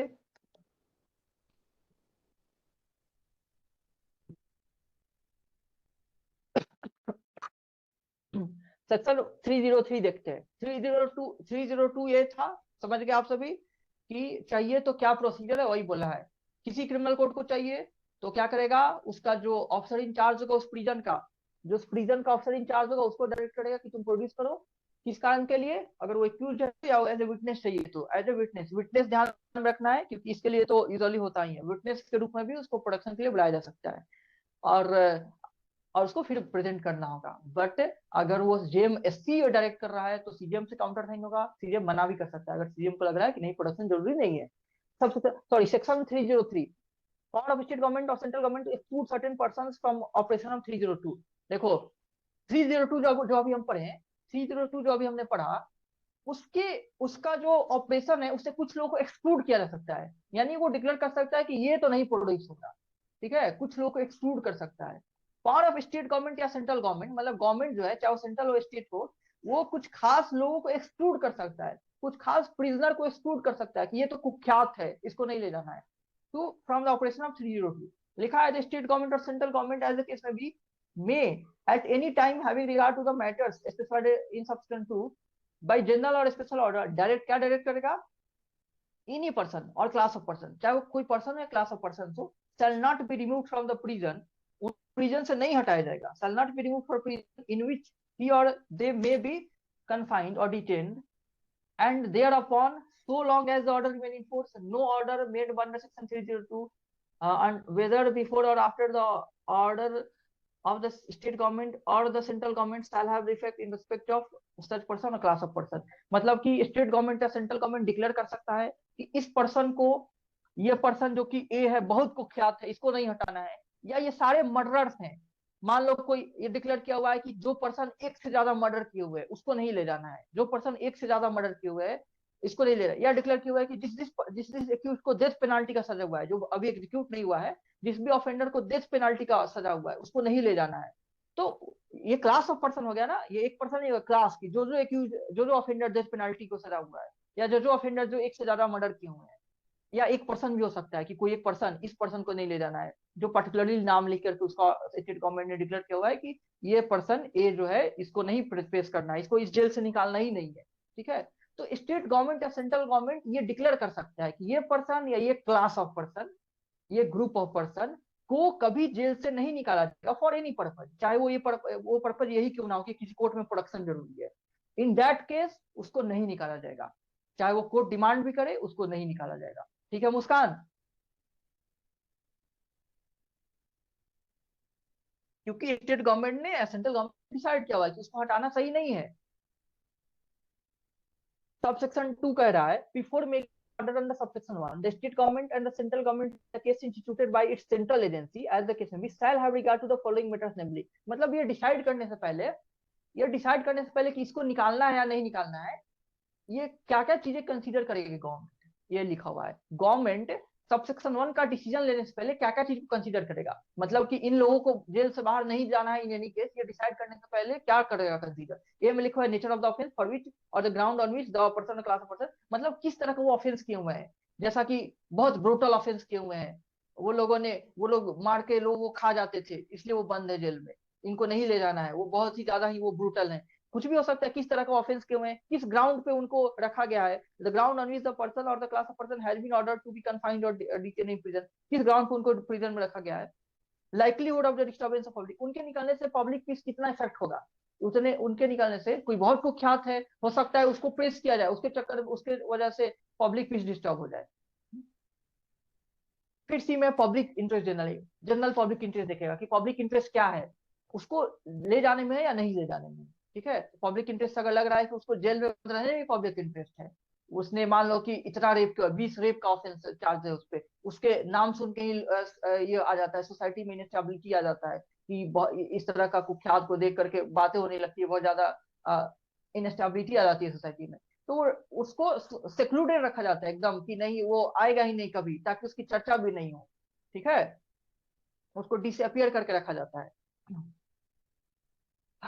okay तो ये था कि सेंट्रल गवर्नमेंट या स्टेट गवर्नमेंट डिक्लेयर कर सकता है कि कोई पर्सन या क्लास ऑफ पर्सन को नहीं प्रोड्यूस किया जाएगा, नहीं निकाला जा सकता है जेल से, इन दैट केस उस ऑर्डर को माना जाएगा और उसको नहीं निकाला जाएगा। और ये डिसाइड करने में सेंट्रल गवर्नमेंट या स्टेट गवर्नमेंट इन चीजों को कंसीडर करता है कि नेचर ऑफ द ऑफेंस, जिस ग्राउंड पे वो लोग बंद है, या कोई भी अदर रीजन, पब्लिक इंटरेस्ट जो है उस सबको देखा जाएगा और डिसाइड किया जाएगा कि उसके निकलने से अगर लोगों में क्या डिस्टर्बेंस हो रही है, पब्लिक पीस कैसे डिस्टर्ब हो रहा है, वो सब कंसीडर करते हुए डिसाइड करेगा गवर्नमेंट।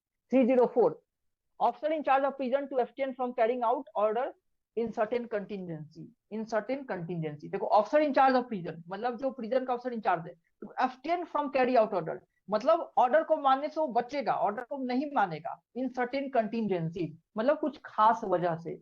अगर कुछ खास वजह है तो officer in charge of prison है ना, ऑर्डर को नहीं फॉलो करेगा। किसके ऑर्डर को? कोर्ट का ऑर्डर को, कि तुम इसको प्रोड्यूस करो। कोर्ट ने ऑर्डर दिया है कि इसको प्रोड्यूस करो, फिर भी ऑफिसर इन चार्ज नहीं मानेगा उन सिचुएशन में जो इस सेक्शन में दिया हुआ है। तो क्या दिया हुआ है?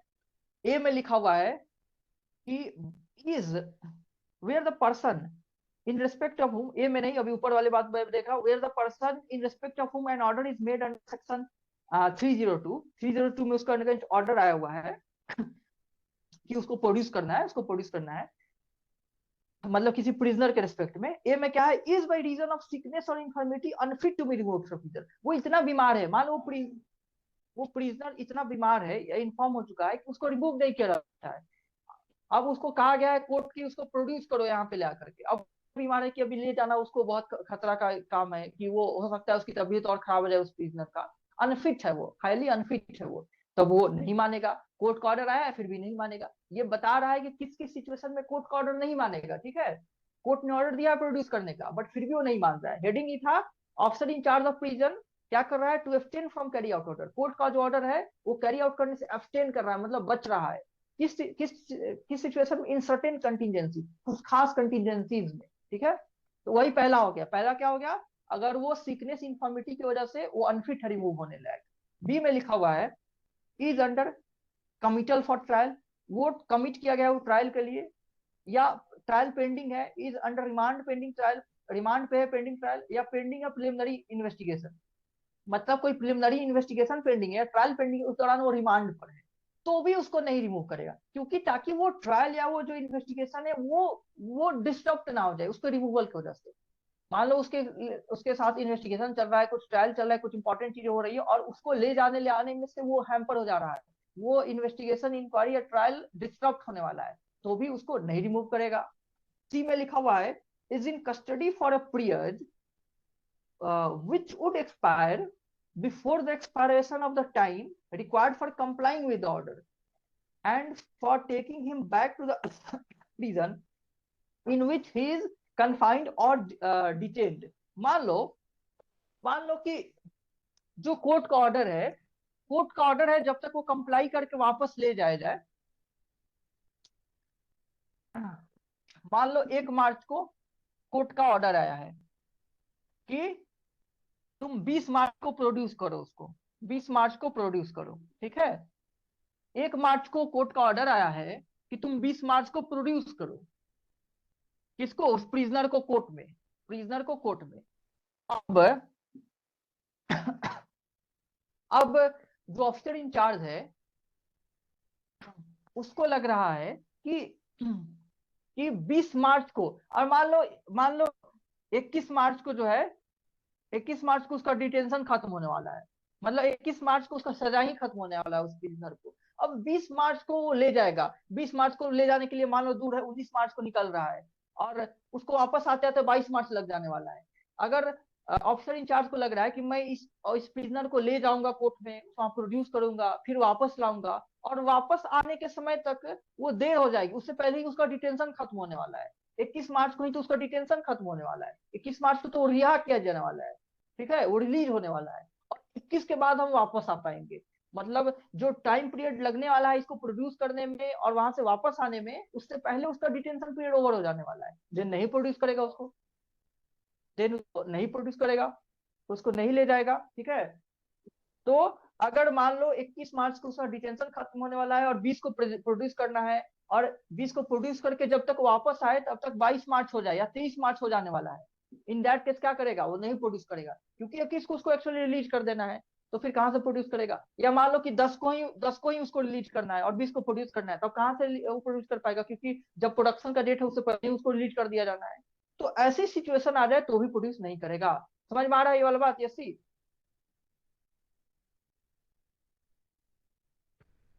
Yes sir. हाँ, मतलब यही है बस कि कोर्ट का जो ऑर्डर है उससे, कोर्ट का ऑर्डर है उससे जब तक करके, कोर्ट का ऑर्डर से जब तक कंप्लाई करके उस प्रिजनर को वापस लाएगा, उससे पहले ही उसका डिटेंशन पीरियड ही खत्म होने वाला है, रिलीज करने वाला है, इन दैट केस भी नहीं मानेगा कोर्ट का बात, नहीं प्रोड्यूस करेगा, क्योंकि उससे ज्यादा दिन डिटेन तो नहीं रख सकता है ना, उसका जेल टर्म खत्म होने वाला है, उससे ज्यादा दिन तो डिटेन नहीं रखेगा, just to abide by the order of the court. Court जो है वो निकल जाएगा, उसके बाद अदर तरीके से कोर्ट प्रेजेंट करवा सकता है, लेकिन उस प्रिजनर को रिलीज करना है पहले ही, तो उसको नहीं प्रोड्यूस करेगा। यही कह रहा है सी नंबर में। डी क्या कह रहा है?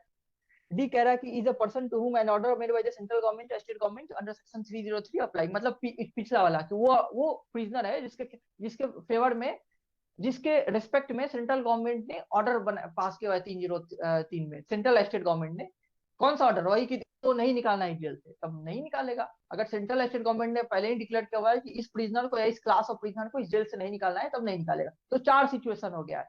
पहला है कि वो बीमार है, पहला है कि वो बीमार है, दूसरा है कि कोई ट्रायल इन्वेस्टिगेशन इंक्वायरी में उसका हो रहा है, डिस्टर्ब हो जाएगा उसको ले जाने में, तीसरा है जो मैंने अभी समझा है कि उसको वापस लाएंगे उससे पहले उसका टर्म खत्म होने वाला है, और चौथा लास्ट हो गया है कि उसको उसके सेंट्रल स्टेट गवर्नमेंट ने वो डिक्लेयर किया हुआ है कि उसको तो नहीं निकालना है जेल से। In that in all this situation वो ऑफिसर इंचार्ज कोर्ट का ऑर्डर को नहीं मानेगा। तो क्या लिख रहा है कि द ऑफिसर इंचार्ज, मतलब उसके बाद क्या होगा, then officer in charge of the prison shall abstain from carrying out the court order, court का ऑर्डर नहीं मानेगा, and shall send to the court statement for the reasons for so abstaining, मतलब कि नहीं मानने का कारण कोर्ट को भेज देगा कि इस कारण से हम नहीं ला रहे हैं, क्योंकि ये बीमार है, क्योंकि स्टेट गवर्नमेंट ने मना किया हुआ है, क्योंकि सेंट्रल गवर्नमेंट ने मना किया हुआ है, ठीक है, क्योंकि इसका सजा खत्म होने वाला है 4 दिन में, जो भी कारण है वो भेज देगा उसको कोर्ट को। Provided at where the attendance of such person is required for giving evidence at a place not more than 25 kilometer distance, underline कर लो इसको, not more than 25 kilometer of distance, माने 25 किलोमीटर से ज्यादा नहीं है, from the prison, the officer in charge of the prison shall not so abstain for the reason mentioned in clause B, यानी कि clause B में जो reason mentioned है, clause B क्या था कि उसको इन्वेस्टिगेशन ट्रायल के लिए उसकी जरूरत है अभी, और उसको ले जाने से डिस्टर्ब होने वाला है, तो भाई इतना नजदीक है कि उतना देर में क्या डिस्टर्ब हो जाएगा चीजें। तो कह रहा है कि अगर 25 किलोमीटर से ज्यादा दूर नहीं है, in that scenario clause B वाला जो है वो नहीं माना जाएगा, फिर भी प्रेजेंट करना होगा। अगर वो 25 किलोमीटर से ज्यादा दूर नहीं है वो कोर्ट जहां प्रोड्यूस करना है, देन क्लॉज बी वाला रीजन अगर एग्जिस्ट भी कर रहा है तो भी इसको प्रोड्यूस किया जाएगा। ये प्रोवाइजो एक्सेप्शन है। 305 देखते हैं, 305 prisoner to be brought to be court in custody, heading से ही क्लियर है कि प्रिजनर को जब कोर्ट ले जाना है तो इन कस्टडी में ले जाना है, कस्टडी में, आजाद करके थोड़ी ले जाना है। जो ऑफिसर इंचार्ज है जो प्रिजन का, वो अपने कस्टडी में लेके जाएगा ना, फिर कस्टडी में ही लेके आएगा। Subject to the provision of 304, the officer in charge of prison shall, मतलब compulsorily, upon delivery of an order made under section 1302, मतलब कोर्ट का ऑर्डर आने के बाद कि तुम इसको प्रेजेंट करो, and duly countersigned where necessary, अगर सेकंड क्लास का ऑर्डर है तो अगर मजिस्ट्रेट के द्वारा सीजेएम के द्वारा साइंड है, देन आफ्टर, मतलब कि कोर्ट से उसको ऑर्डर आया है, कोर्ट से ऑर्डर आया है कि इसको प्रोड्यूस करो, देन ऑफिसर इंचार्ज क्या करेगा, officer incharge shall cause the person named in the order to be taken to the court, उसको क्या करेगा, कोर्ट ले जाएगा, इन विच हिज अटेंडेंस, जहां पे उसका अटेंडेंस चाहिए, मैंने जो कोर्ट बुलाया है वहां ले जाएगा, so as to present there at the time mentioned in order, and shall cause him to be kept in custody. तो यही इंपॉर्टेंट बस बात लिखने के लिए सब लिख रहा था, and shall cause him to be kept in custody in or near the court, क्या करेगा, उसको कस्टडी में रखेगा, उस कोर्ट में या कोर्ट के बगल में, कोर्ट में या कोर्ट के आसपास कहीं पे भी उसको कस्टडी में ही रखेगा, until he has been examined और अंटिल द कोर्ट, जब तक उसको एग्जामिन ना कर लिया जाए, या जब कोर्ट वापस बोल ना दे कि ठीक हो गया वापस ले जाओ, तब तक उसको कस्टडी में रखेगा। इतना ही बात है। कह रहा है कि अगर किसी पर्सन को कोर्ट ने बुलाया है तो ऑफिसर इंचार्ज उसको कैसे ले जाएगा, उसको कस्टडी में ले जाएगा, कस्टडी में रखेगा और कस्टडी में वापस लाएगा। इतना ही बात ध्यान में रखना है, कस्टडी में ले जाएगा, कस्टडी में रखेगा, कस्टडी में वापस लाएगा, कोर्ट में रखे या कोर्ट के आसपास किसी पुलिस स्टेशन में रखे, जहां भी रखे, लेकिन कस्टडी में ही रखेगा, छोड़ना तो नहीं है ना। और कोर्ट जब भी डायरेक्ट रहेगा कि हो गया उसका काम वापस ले जाओ, तो उसको वापस कस्टडी में ले आके जेल में बंद कर देगा। ठीक है यसी? Yes sir. 306 है power to issue commission for examination of witness in prison. बहुत ही सिंपल है, स्मॉल कुछ समझने नहीं, कह रहा है कि अगर कोई प्रिजन में बंद है तो उसको एग्जामिन करने के लिए कमीशन इशू कर सकता है, कमीशन इशू कर देगा। कुछ लोगों का कमीशन होता है ना कि जाओ तुम एग्जामिन करके आ जाओ, मतलब उसको ना बुला करके कमीशन भेज देगा कि वो एग्जामिन कर ले, जा करके कमीशन ही पहुंच करके एग्जामिन कर ले। इसका कंटेंट कुछ याद नहीं करना, इसका हेडिंग बस याद करना होता है। लिखा था provision of the chapter shall without prejudice to the part of the court to issue under section 319 commission for the examination as a witness of any person जो कन्फाइंड है जेल में, उसको एग्जामिनेशन के लिए क्या इशू करेगा?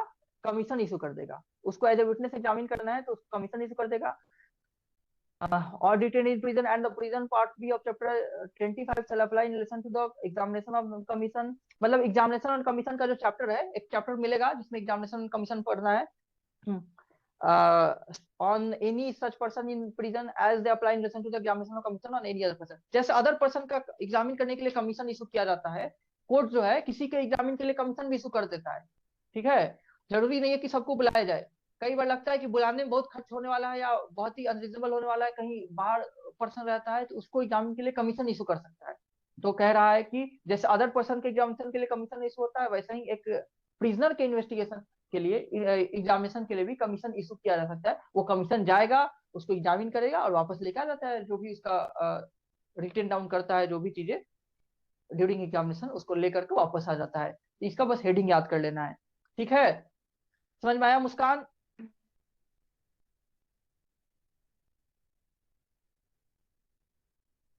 Okay, अब हम लोग जो नेक्स्ट चैप्टर्स हैं वो नेक्स्ट क्लास से डिस्कस करेंगे। अभी है कई सारे सेक्शंस बाकी है, तब तक जितने सेक्शंस होते गए हुए हैं आप लोग याद कीजिए। और 2 दिनों में टेस्ट होने वाला है संडे को, उसके लिए तैयारी कीजिए ताकि टेस्ट अच्छे से दीजिए।